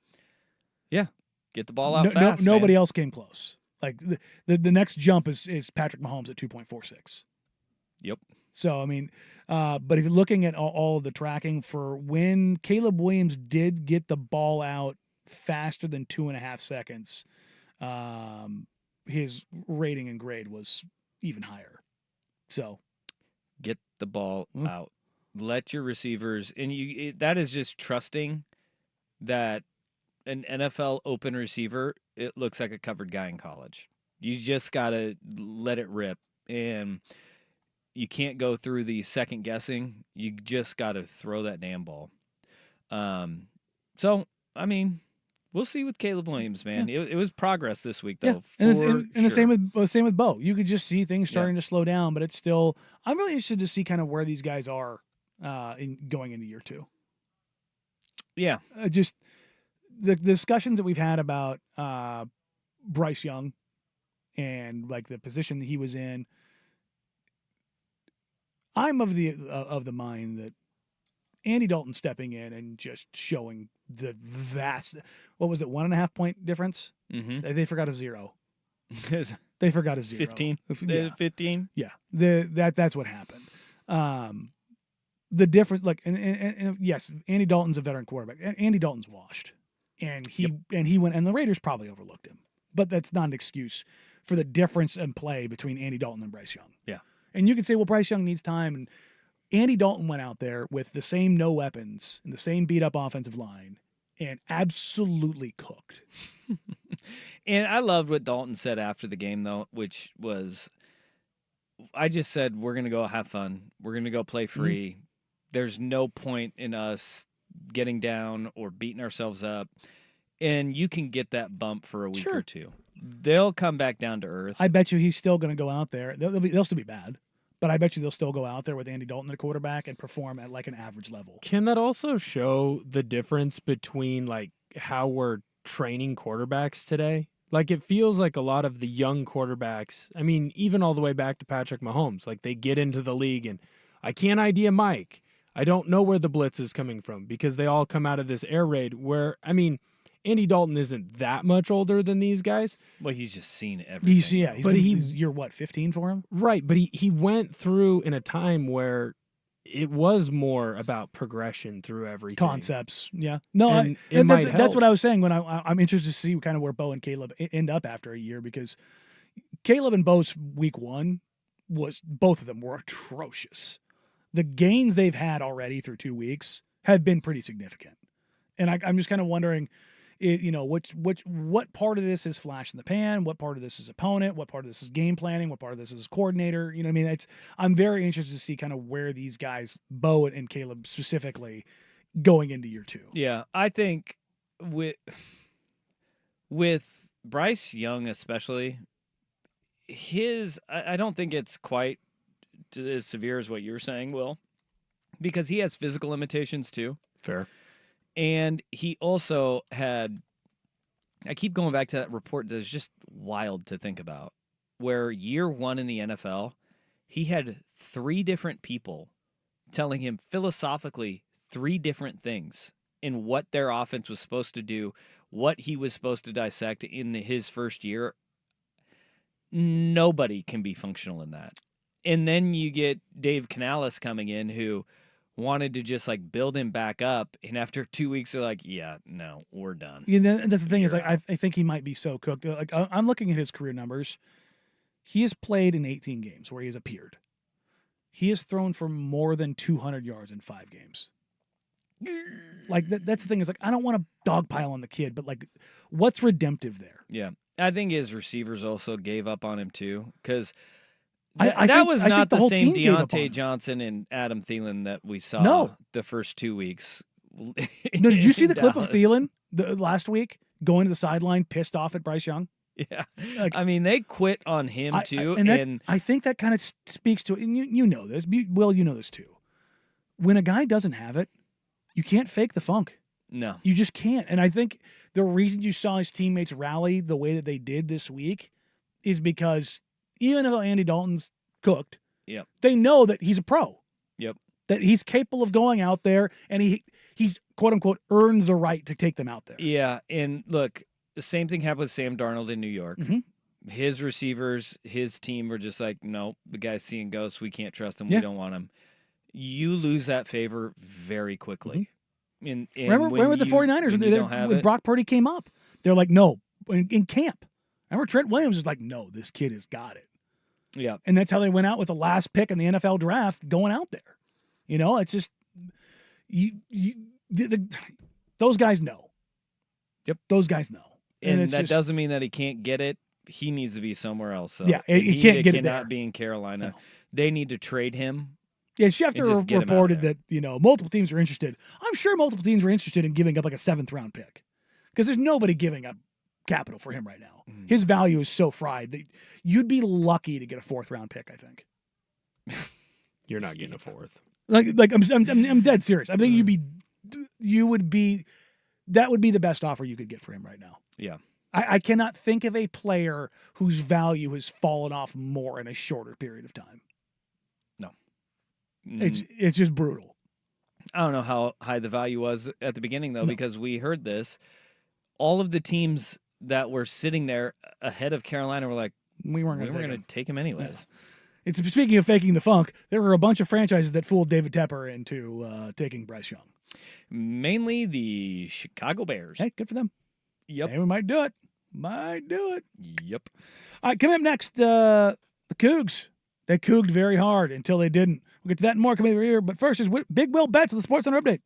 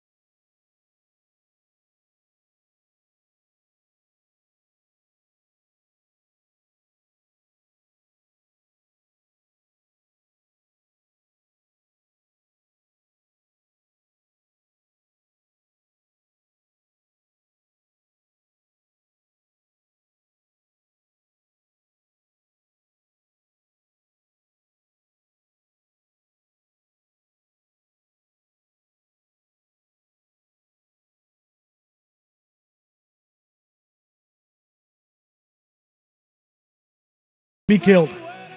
No, what is dead may never die. Yep. And Well, the Beavs killed it on Saturday night because that could have had all the makings of a Pac-12 After Dark game, and then they just beat the brakes off of Purdue. Good win to bounce back for the Beavs. Great win to bounce back for the Beavs. That was a great win to bounce back for the Beavs. And as the Beavs have since tweeted out, they lead the nation in time of possession. Look at that. I think that Oregon game may have skewed it where they didn't have the ball, like, at all. That's where time of possession may have backfired. It happens. Yeah, but it Pac-12'd so hard on Friday night, though. Yeah, that game, so I'm sitting there, I'm watching the score, and I'm watching San Jose State pump up point after point after point after point. And then the third quarter happens. I'm going, what the hell is happening? Yeah. I tuned in to catch San Jose State score again, and I went, okay, what's going on in this here game? Yeah. And, I think it was 46-38. No, it's 46-31. And then you get the answer where in the fourth quarter, Washington State and into overtime, you get 22, so in the fourth quarter, they get 22 points. Yeah, outscored overtime. 22-8 in the fourth quarter. The John Mateer show took over. He's fun. 501 yards of total offense and 5 touchdowns.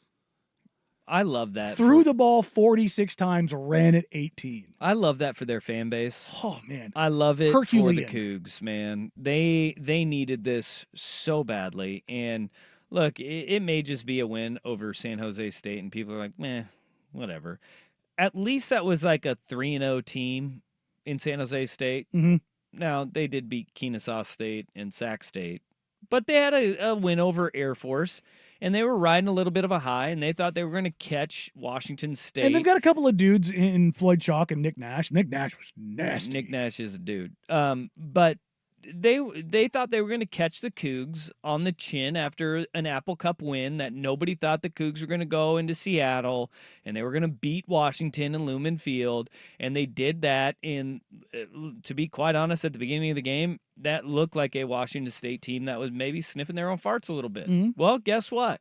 They turned it on. Now they're 4-0, and the Cougs are in a really good spot when you look at they go to Boise State this weekend.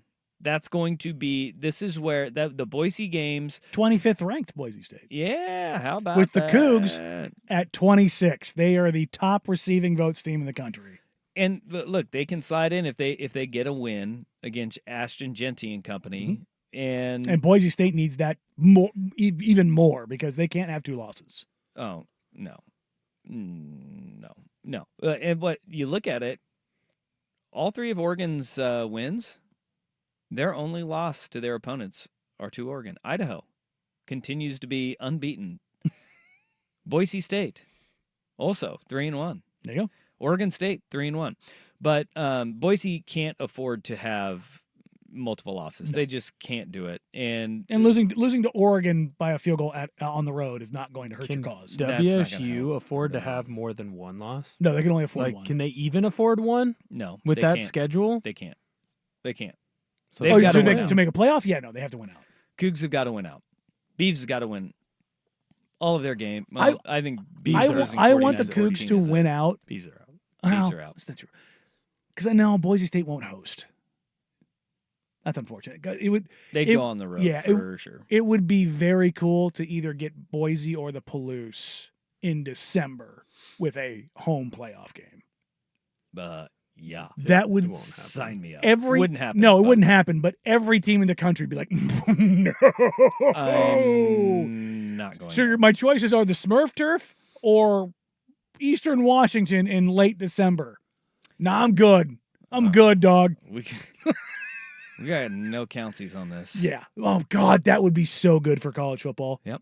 But Cougs, you got 2 really big ones here, where they go on the road to Boise, on the road to Fresno State. Mm-hmm. And if they can get through that, then all they have left in front of them is Oregon State, because Hawaii is not good. San Diego State is not good. Utah State and New Mexico also not good. It all comes down to Oregon State on that Thanksgiving weekend. No, the week before Thanksgiving, I think, is when they play. And then after that, like, they got Wyoming, and you're out. Like, Moose sailing. they've got 2 really big games Mhm. with Boise and Fresno. If you can get through that, you're going to be Which is all a right. tall And they have task. and they have a bye after the Mhm. Boise State game. So, like, you get some time to heal up, but that win over San Jose State, just survive, man. Don't it doesn't have to be pretty. Just survive and hope John Mateer can stay upright for you, because if he goes God, down, he's so much fun. you hosed. Yeah. And that bye week coming in between that Boise and Fresno game, huge for the Cougs. Absolutely massive. It comes at a really good spot in their schedule to where he can get healthy, then you kind of move forward. But I want the Cougs to go unbeaten. I'm saying it right now. I have very little faith that it does, because they do operate on the razor thin margins because of the portal taking depth. But I want it so badly. Mateer's listed at 6'1", 220. He plays so much bigger. Yeah. He just plays so much bigger. Did you see the post-game interview with him? Where the whole crowd behind him was cheering and No. kind of acted a fool. And Of course. And It's Washington State. Well, yeah, but what people in Pullman do. He turns around and was like, you could just the gravitas he has, even with the students. He was like, "Hey guys, chill."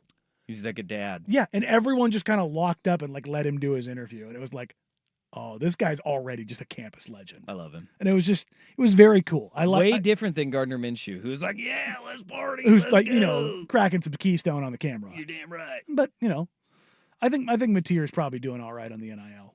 Yeah. Yeah, there we go. It's fun. It's a fun little spot to be. All right, fun spot you don't, or a spot you don't want to be, apparently, is in Antonio Pierce's crosshairs. Oh. Yikes. The Raiders lose to the Panthers, but they might have lost more than that. Come up here on Danny and Dusty, the Fan. Oregon Ducks football is on the field.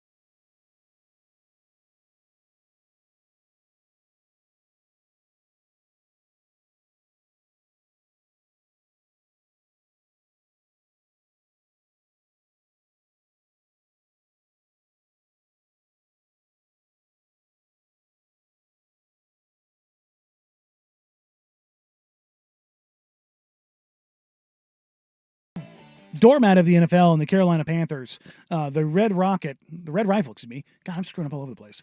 The Red Rifle, Andy Dalton, I absolutely. think Red Rocket's something Some else. on your mind? Yeah. I think the Red Rocket is Hot date not quarterback in the NFL, buddy. Yeah, give it time. Well, maybe we get a Red Rocket after you beat the Raiders the way that the Panthers did. Boy. But Andy Dalton throws for 319, 3 touchdowns, carves up the Raiders. YOLO's all over the field. The Raiders rolled over and showed their belly, and Antonio Pierce was livid in the post-game press conference. No, they didn't. I think as the game went on, I don't think it was a team. I think there was definitely some individuals that made business decisions, and we'll make business decisions going forward as well. Yikes. Woo, doggy. It doesn't take much to figure out. You said that you were happy with that outcome of that game? Oh, yeah, lose. I hear that and I go, I don't know if I'm too happy without that. Well, look, I don't want it to necessarily go that way, but lose every game. Well, I know he's talking about two guys in particular. One of both them on the edge, being Jack Jones, the corner. The other one being Devontae Adams. Devontae Adams throwing a tissy fit on the sideline. Not good, Bob. No. And they yanked his ass, and they parked it on the bench. Yep. And now I get an email from Jimmy Shapiro from betonline.ag. It is titled, Devontae Adams Trade Odds for 31 Teams. Leading the way, the New York Jets 1-3. Yeah. Reunite him with Aaron Rodgers. That means sure. The Jets would probably have something nice to give back, and I'll go down that road. If I was a betting man, I'd probably go with the New Orleans Saints. Reunite him with Derek Carr, who's if not his best friend. They're not even top 5. The next is the Kansas City Chiefs at 4-1, which 0% chance. Highly doubt they would ever trade in division. Trade within the division. No. Then the Baltimore Ravens 5-1, Buffalo Bills 6-1. Those seem far fetched in that why would the Raiders try to help an AFC team? I can see the Bills just because they're on the other side of the country. Then the Pittsburgh Steelers. Maybe you do that one because you think quarterback's bad? Yeah. All right.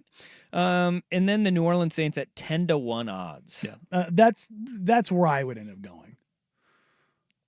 I just it feels like that's the landing spot that makes sense. I could see the Bills. Yeah. I can see the Bills, but I just don't know what capital they have there.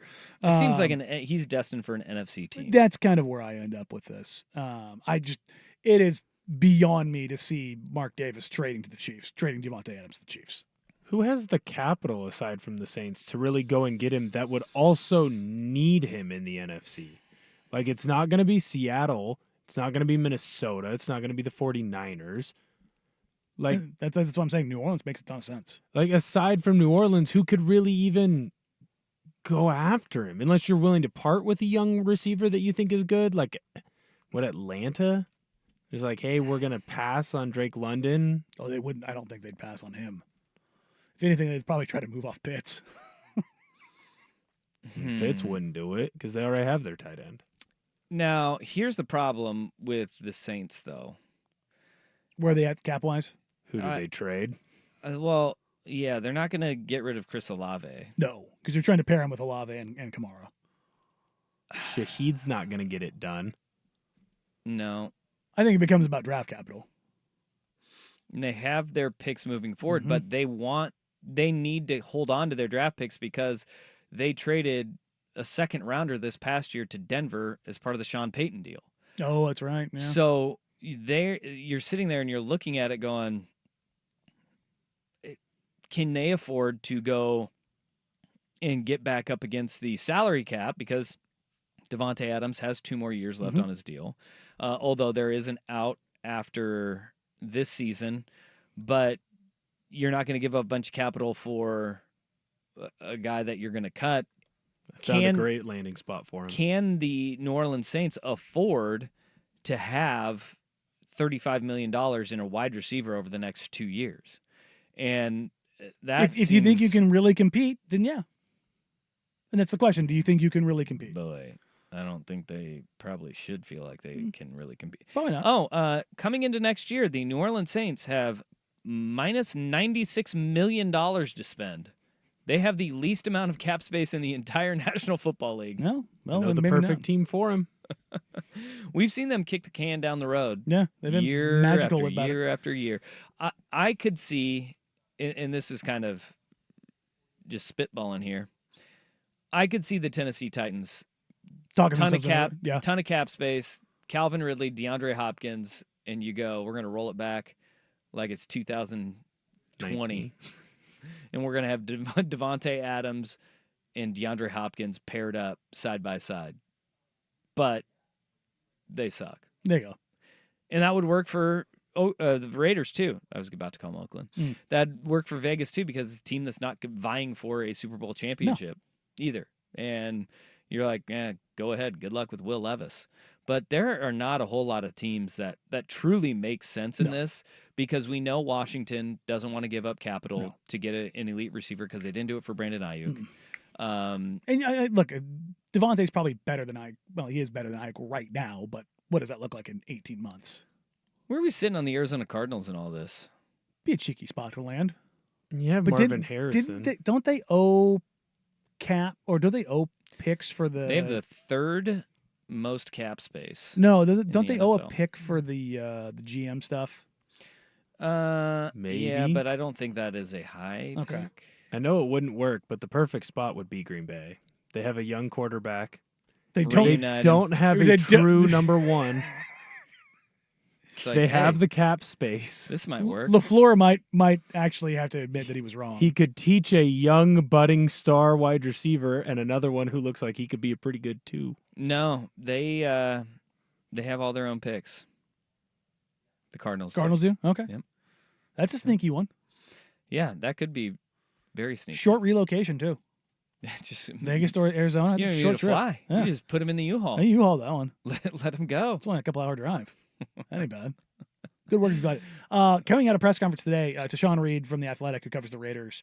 As expected, Pierce didn't explicitly name any players when asked about the comment, but that some players made business decisions against the Panthers. That'll be handled in team meetings, and we'll see the results this week. Oh. In other words, you're going to see some depth chart changes. Yeah. Yikes, dog. Yeah, that's not good, Bob. Yeah, I'm not. And then now they're saying that they're going to bench like Gardner